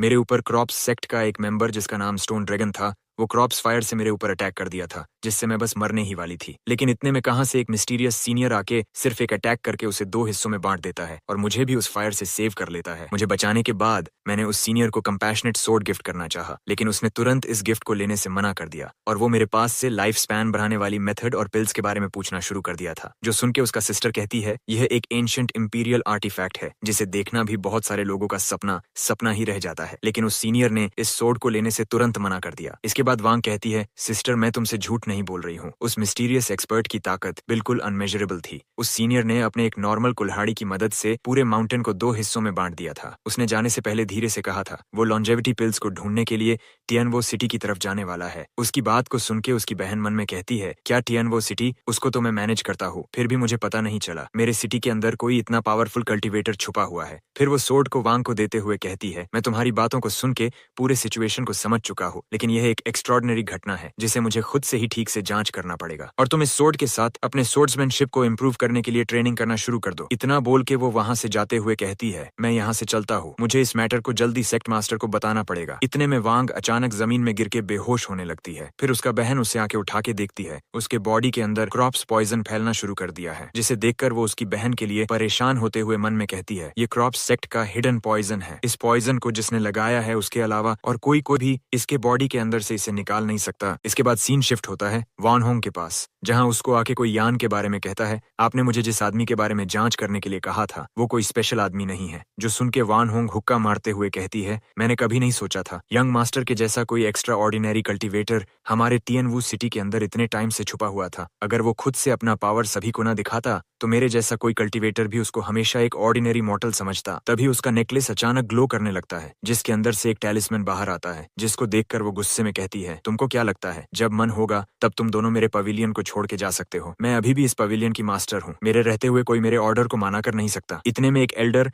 उस टैलिस्मैन को देखकर हैरान होते हुए कहता है, आप उसे लाइफ स्पैन बढ़ाने वाला गिनसेंग खोज रही हो, लेकिन शायद आपको पता होगा उस मिलेनियम गिनसेंग को ढूंढने की वजह से हमें अपना पवेलियन छोड़ना पड़ सकता है। जो सुन के वान होंग बिल्कुल हैरान होकर कहती है, एल्डर मास्टर, आप ये क्या बोल रहे हो? सीनियर यान ने मुश्किल समय पर हमारा मदद किया है, इसीलिए हमें कुछ भी करके उनके लिए इस मिलेनियम गिनसेंग को ढूंढना पड़ेगा। फिर वो एल्डर हमें उस गिनसेंग के बारे में बताता है। वो millennium ginseng spirit herb imperial seal के अंदर से बाहर निकल के काफी सारे प्रिंस और प्रिंसेस के नजरों के सामने से गायब होकर भाग निकला और अभी वो द ग्रेट ड्रैगन माउंटेन के अंदर छुपा हुआ है। जो सुन के वान होंग कुछ सोचते हुए कहती है, ये एक ऐसा हर्ब है जिसका मदद से किसी का भी लाइफ स्पैन बहुत तेजी से बढ़ाया जा सकता है। आपने पहले भी मुझे इसे ढूंढने के लिए कहा था, लेकिन इस बार मुझे इसे यंग मास्टर यान के लिए ढूंढना पड़ेगा। इतना बोल के वो कहती है, युएन बाओ, तुम कहाँ हो? यहाँ जल्दी आओ, हम हम द ग्रेट ड्रैगन माउंटेन की ओर निकलने वाले हैं। उसके बाद को सुन के पीछे से एक चूहा पैसे की ढेर से चिल्लाते हुए बाहर आकर वान होंग के हाथों के ऊपर जाकर बैठ जाता है। इसके बाद वान होंग उस चूहा को लेकर वहां से जाते हुए बाकी पवेलियन मेंबर्स से कहती है, मैं पवेलियन छोड़ के कुछ टाइम के लिए बाहर जा रही हूँ, इसलिए तुम लोग इस पवेलियन का ध्यान रखना। और दूसरी तरफ हम यान को देखते हैं जो हर्ब ढूंढने के लिए आया था, लेकिन वो लिटिल कॉटन पेड़ के नीचे लेट के मजे से फल खाने के बाद कहता है, ऐसे धूप में पेड़ के छांव में बैठकर मीठे फल को खाना सच में बहुत मजेदार लगता है। जो सुन के पीछे से लिटिल कॉटन एक डाकर छोड़ के उसे हाँ कहता है। फिर वो सिस्टम नोटिफिकेशन चेक करते हुए मुस्कुरा के कहता है, लिटिल कॉटन की मदद से मैंने फाइनली अपने 3 साल का लाइफ स्पैन बढ़ाने में कामयाब हुआ। फिर वो और एक ताजा सेब को बाहर निकाल के कहता है, यहाँ पे आने के बाद मैंने बहुत सारे फल खा चुका हूँ, इसलिए मेरे पास अभी सिर्फ एक फल बचा है। लेकिन तभी अचानक कहाँ से वान होंग की छोटी सी चूहा आके यान के हाथों से उसका सेब छीन के भाग जाता है। जो देखकर यान गुस्से में उसके पीछे दौड़ते हुए कहता है, तुम छोटी सी चोर, मुझे जल्दी मेरा फल वापस करो। कहाँ जा रहे हो? जल्दी रुको, मुझे मेरा फल वापस करो। तभी वो भागते भागते अचानक रुक जाता है और आसमान की तरफ देखते हुए कहता है, वेदर कितना चेंज कैसे हो गया? क्या किसी ने कोई गड़बड़ किया है? जरा सोचूं तो मैंने पहली बार जब द ग्रेट ड्रैगन माउंटेन पे आया था तब भी वेदर बिल्कुल ऐसा ही था। इतने में वो चूहा रोते हुए वान होंग का नेकलेस लेकर उसके तरफ भागते हुए आ रहा होता है। उसे देखकर यान गुस्से में कहता है, तुम लिटिल चोर, तुम पहले ही मुझसे मेरा खाना चुरा चुकी हो, अब तुम मुझसे और क्या चुराना चाहते हो? तभी वो चूहा रोते हुए वान होंग का नेकलेस उसके हाथ में देता है, जिससे देखकर यान तुरंत पहचान जाता है ये वान होंग का नेकलेस है। इसके पास सीन शिफ्ट होता है।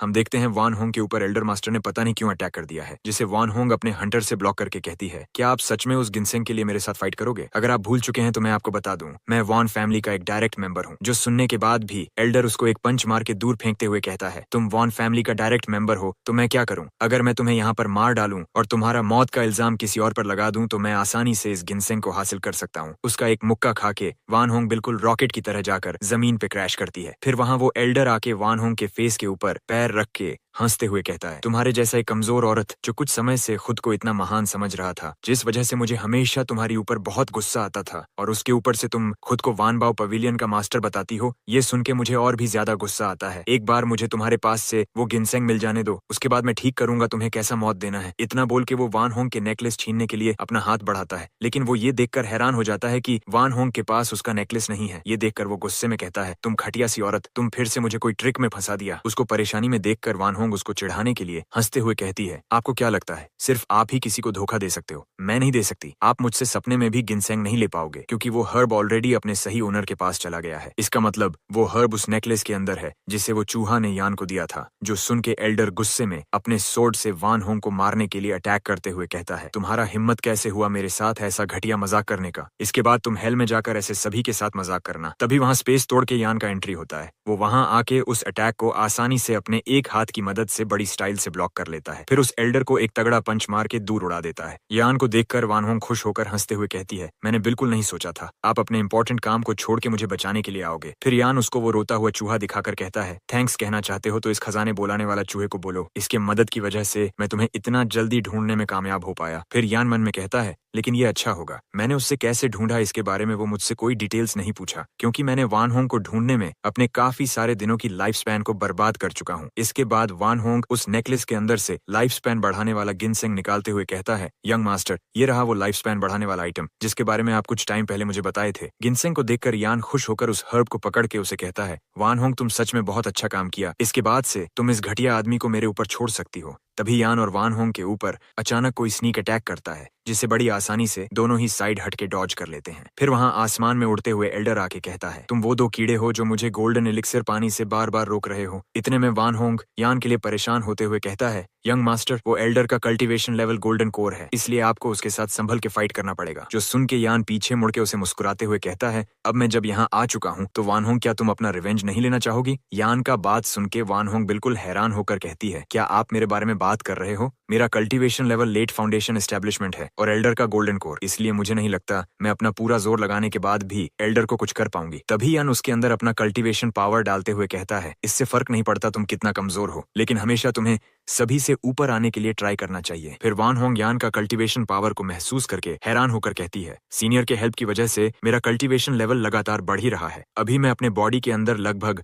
गोल्डन कोर कल्टीवेशन लेवल का पावर महसूस कर पा रही हूँ। इसी बीच एल्डर उन दोनों के ऊपर अटैक करने के लिए आते हुए हंसते हुए कहता है, तुम छोटे छोटे कीड़े मकड़ो जल्दी मेरे हाथों से मर जाओ। फिर हम देखते हैं यान और वान होंग भी एल्डर से फाइट करने के लिए बिल्कुल रेडी हो जाता है। पहले मैं तुम्हें थोड़ा सा बता देता हूँ। वान होंग के साथ एक बूढ़े एल्डर फाइट कर रहा था और उसे फाइट करता हुआ एक और एल्डर देख रहा था। तुम भूले नहीं तो मैं बता देता हूँ। शियोन ने पहले कहा था वान होंग के पवेलियन को प्रोटेक्ट करने के लिए 2 बूढ़े हमेशा गार्ड करने के लिए रहते हैं, लेकिन वो अभी इमोर्टैलिटी को हासिल करने के लिए सेकुलेशन में चला गया था। ये वही दोनों एल्डर हैं। तुम लोग मेरे बात समझ चुके हो तो मैं कहानी को आगे बढ़ाता हूँ। इसके बाद वान होंग एल्डर को अटैक करने के लिए आता हुआ देखकर वो साइड में येन की तरफ देखता है और येन भी उसके तरफ देखता है। फिर दोनों एक साथ एल्डर को मुक्के से बजा देता है। पंच खाने के बाद एल्डर अपना सूजा हुआ गाल पकड़ के कहता है मेरे फादर ने भी मेरे ऊपर कभी भी हाथ नहीं उठाया, लेकिन तुम्हारा हिम्मत कैसे हुआ मेरे ऊपर अटैक करने का। जो सुन के वान होंग और येन उसके सामने आके अपना ऑरा रिलीज करते हुए कहता है क्या सच में? लेकिन हम तो तुम्हें जान से मारने के लिए पंच मारा था। उन दोनों के ऑरा को फील करके वो एल्डर जमीन में पड़े हुए वान होंग को कहता है पवेलियन मास्टर, जोश में आके ऐसा गलती कभी भी मत कर देना जिसे बाद में आप संभाल ना सको। लेकिन वान होंग उसके कोई भी बात को न सुन के उसको एक तगड़ा किक मार के दूसरे एल्डर की तरफ उड़ा देता है, जिसको ऐसे पीटता हुआ देखकर दूसरी एल्डर भी गुस्से में वही घिसी पिटी लाइन कहता है तुम्हारा हिम्मत कैसे हुआ उसे चोट पहुंचाने का? अब तुम लोग नहीं बचने वाले, मैं तुम्हें मार डालूंगा। वॉटएवर। फिर वो दोनों के ऊपर अटैक करने के लिए आते हुए गुस्से में चिल्ला के कहता है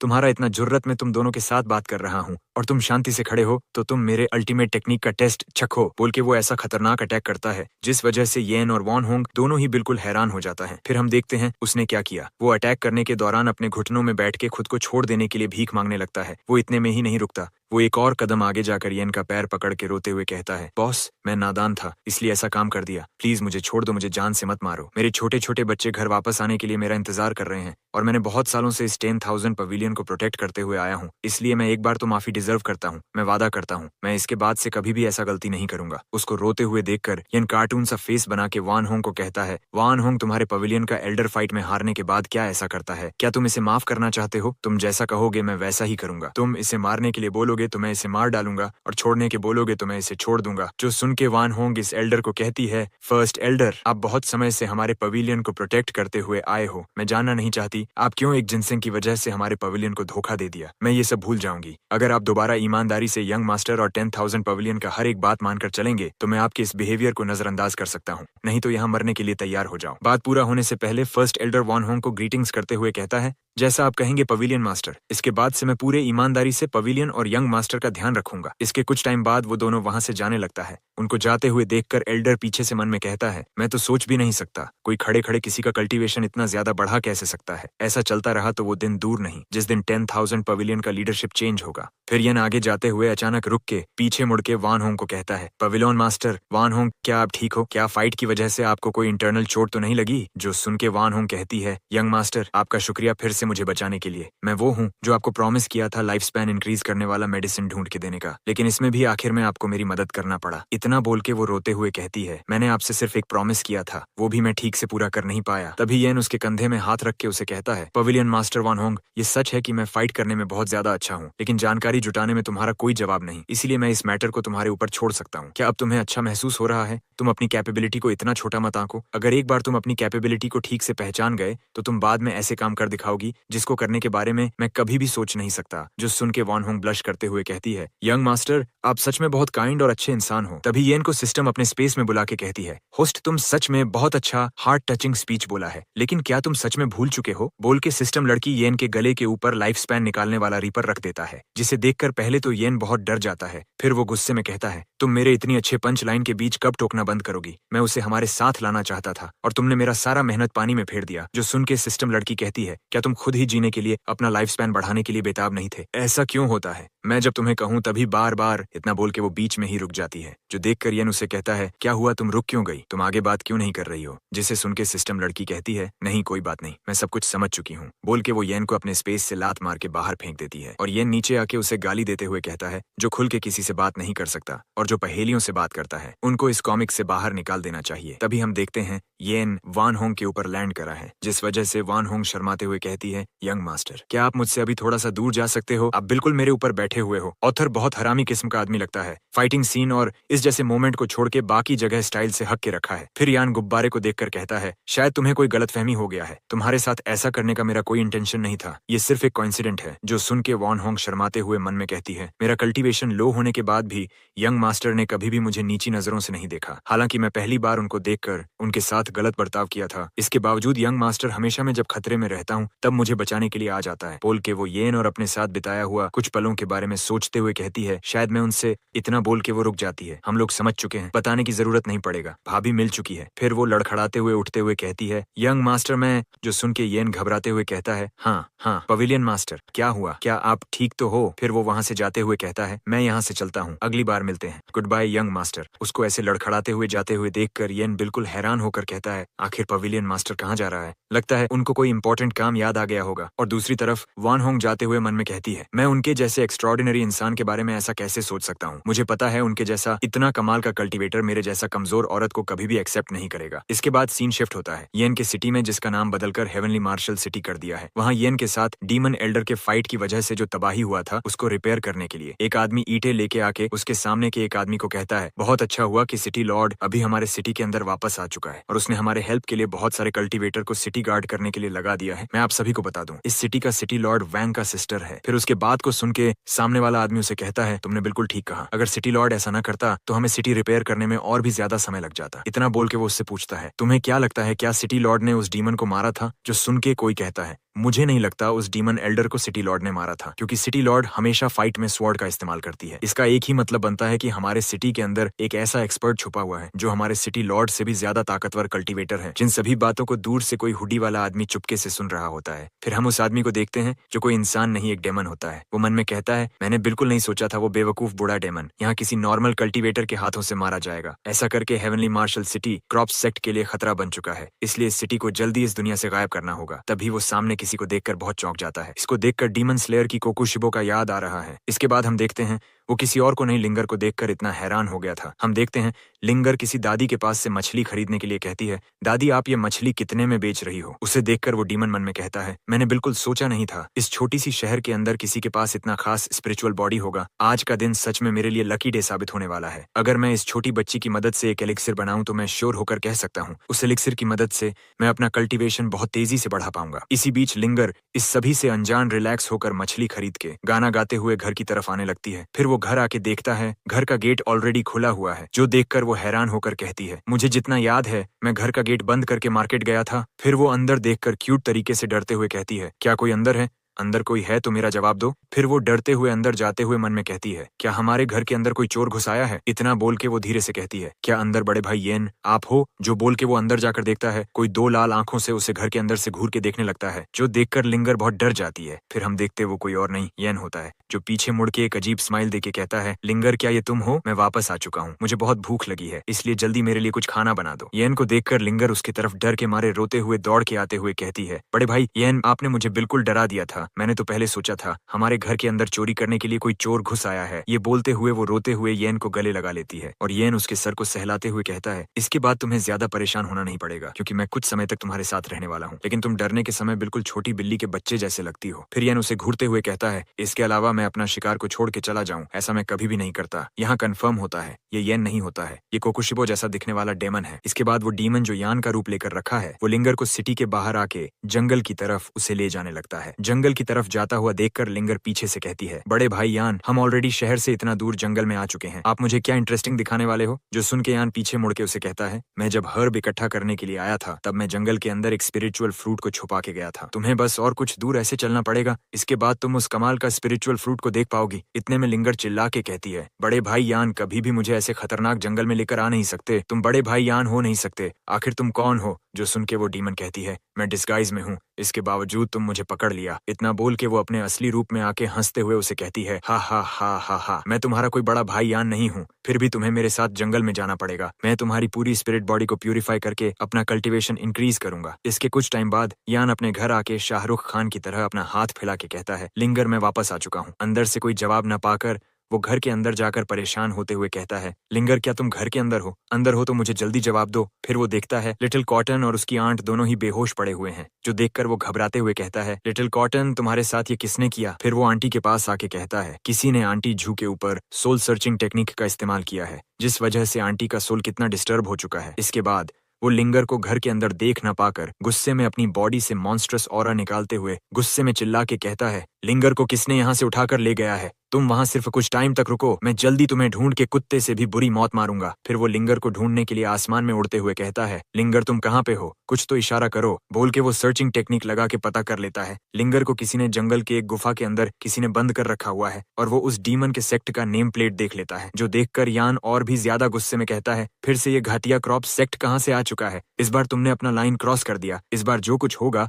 उसके लिए तुम जिम्मेदार हो। यान का ये मॉन्स्ट्रस ऑरा को वो डीमन भी महसूस करके घबरा जाता है, जैसे महसूस करके वो गुफा से बाहर देखकर कहती है, इस जैसे छोटे शहर के अंदर से मुझे इतना भयानक प्रेशर महसूस हो रहा है, इतना पावरफुल ऑरा मैंने कभी भी महसूस नहीं किया। इतना बोल के वो लिंगर की तरफ हाथ बढ़ाते हुए कहती है, मैं एक बार जब इस छोटी लड़की का मैरो रिफाइन करके एक पिल में बदल दूंगी, तब मैं उस पावर को हासिल कर लूंगी जिस पावर को मैं बहुत सालों से हासिल करना चाहती थी। इसके बाद लिंगर धीरे धीरे आंख खोल के उस डीमन को देखकर डरते हुए चिल्ला के कहती है, आखिर तुम कौन हो और तुम मेरे साथ क्या करना चाहते हो? मैं तुम्हें बता दूं, अगर तुम मेरे साथ कुछ भी उल्टा सीधा किया तो बड़े भाई यान तुमको नहीं छोड़ेंगे। जो सुन के डीमन कहती है, क्या तुम्हें पता नहीं, तुम्हारा बड़ा भाई एक नॉर्मल मॉर्टल है जो अपना पूरा ट्राई करने के बाद भी मुझे एक भी स्क्रैच दे नहीं पाएगा। फिर वो सामने और भी बहुत सारे बच्चों को देखकर कहती है, मुझे ट्रिक करके यहाँ से भागने की कोशिश भी मत करना, तुम यहाँ से भागा तो मैं तुम्हारे साथ तुम्हारे बड़े भाई यान को अभी मार डालूंगी। फिर वो जेल के अंदर एक लड़की को पकड़ के कहती है, तुम ये जो छोटी बच्चियों को देख रही हो, ये सभी मुझे गॉड बनाने के लिए सिर्फ एक टूल है। जो सुन के वो लड़की रोने लगती है, जिससे देखकर वो डीमन कहती है,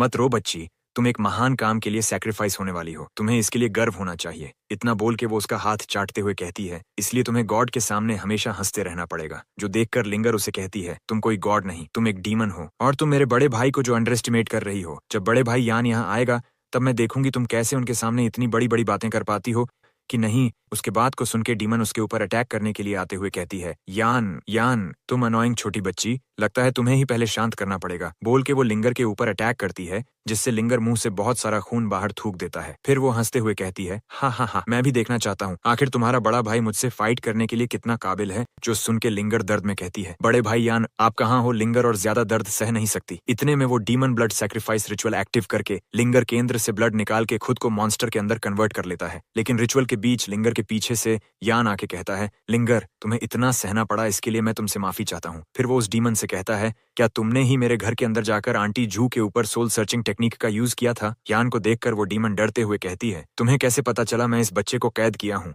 क्योंकि वो सभी तो ऑलरेडी बेहोश हो चुके थे। जो भी हो, यहाँ से जल्दी चले जाओ, मैं इस रिचुअल के बीच कोई भी गुस्ताखी बर्दाश्त नहीं करूंगी। जो सुन के यान बहुत गुस्से में अपने ऑरा को रिलीज करते हुए कहता है, तुम्हें क्या लगता है मैं यहाँ मौजूद होने के बाद भी तुम लिंगर के साथ ऐसा कर सकती हो? यान के ऑरा को फील करके लिटरली उस डीमन का फट चुका है, इसलिए वो डरते हुए कहती है, क्या तुम इस छोटी बच्ची का बड़ा भाई हो जिसका नाम यान है? फिर वो यान को कहती है, एक्सपर्ट प्लीज इस जूनियर को छोड़ दो, मैं बहुत बड़ी गलती कर चुकी हूँ, मैं आगे से किसी भी छोटी बच्ची को कुछ नहीं करूंगी। यान की आवाज को सुन के लिंगर दर्द में कहती है, मैं जानती थी बड़े भाई यान आप जरूर मुझे ढूंढ लेंगे। उसे देखकर यान भी मुस्कुराते हुए कहता है, बिल्कुल, तुम्हें क्या लगा मैं नहीं आऊंगा? चलो हम एक साथ घर चलते हैं, घर जाकर हम मछली फ्राई खाएंगे। जो सुन के लिंगर भी मुस्कुरा के कहती है, ठीक है, हम घर जाकर फिश फ्राई खाएंगे। बोल के यान उसके तरफ फुल गुस्से में आने लगता है, जिसे आता हुआ देखकर वो डीमन धीरे धीरे पीछे सरकने लगता है। फिर यान कहता है, कहाँ भाग रही हो, घुटने में आओ। यान के बोलने के साथ ही उस डीमन के ऊपर इतना प्रेशर पड़ता है जिससे वो तुरंत नील डाउन हो कहता है, एक्सपर्ट अगर तुम मुझे यहाँ मार डालोगे तो तुम इसका परिणाम संभाल नहीं पाओगे। जो सुन के यान गुस्से में उसके ऊपर अटैक करते हुए कहता है, तुम किसी को बंदी बना लिया, इसलिए तुम अगर सोच रही हो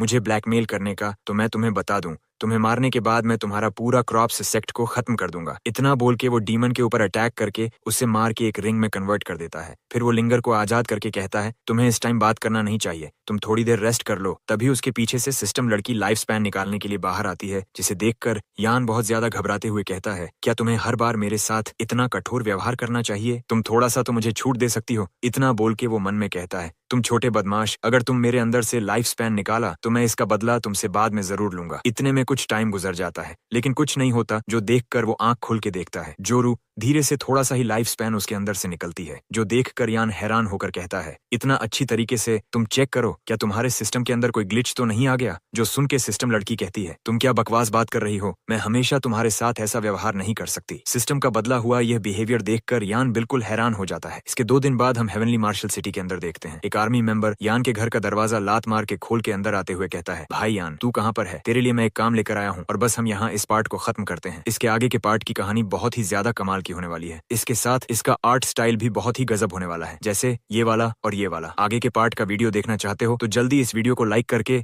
चैनल को सब्सक्राइब कर दो। और ये रहा मेरा 2 वीडियो, जाकर जरूर देखना, तुम लोगों को अच्छा लगेगा। चलो बाय बाय, अगली वीडियो में मिलते हैं।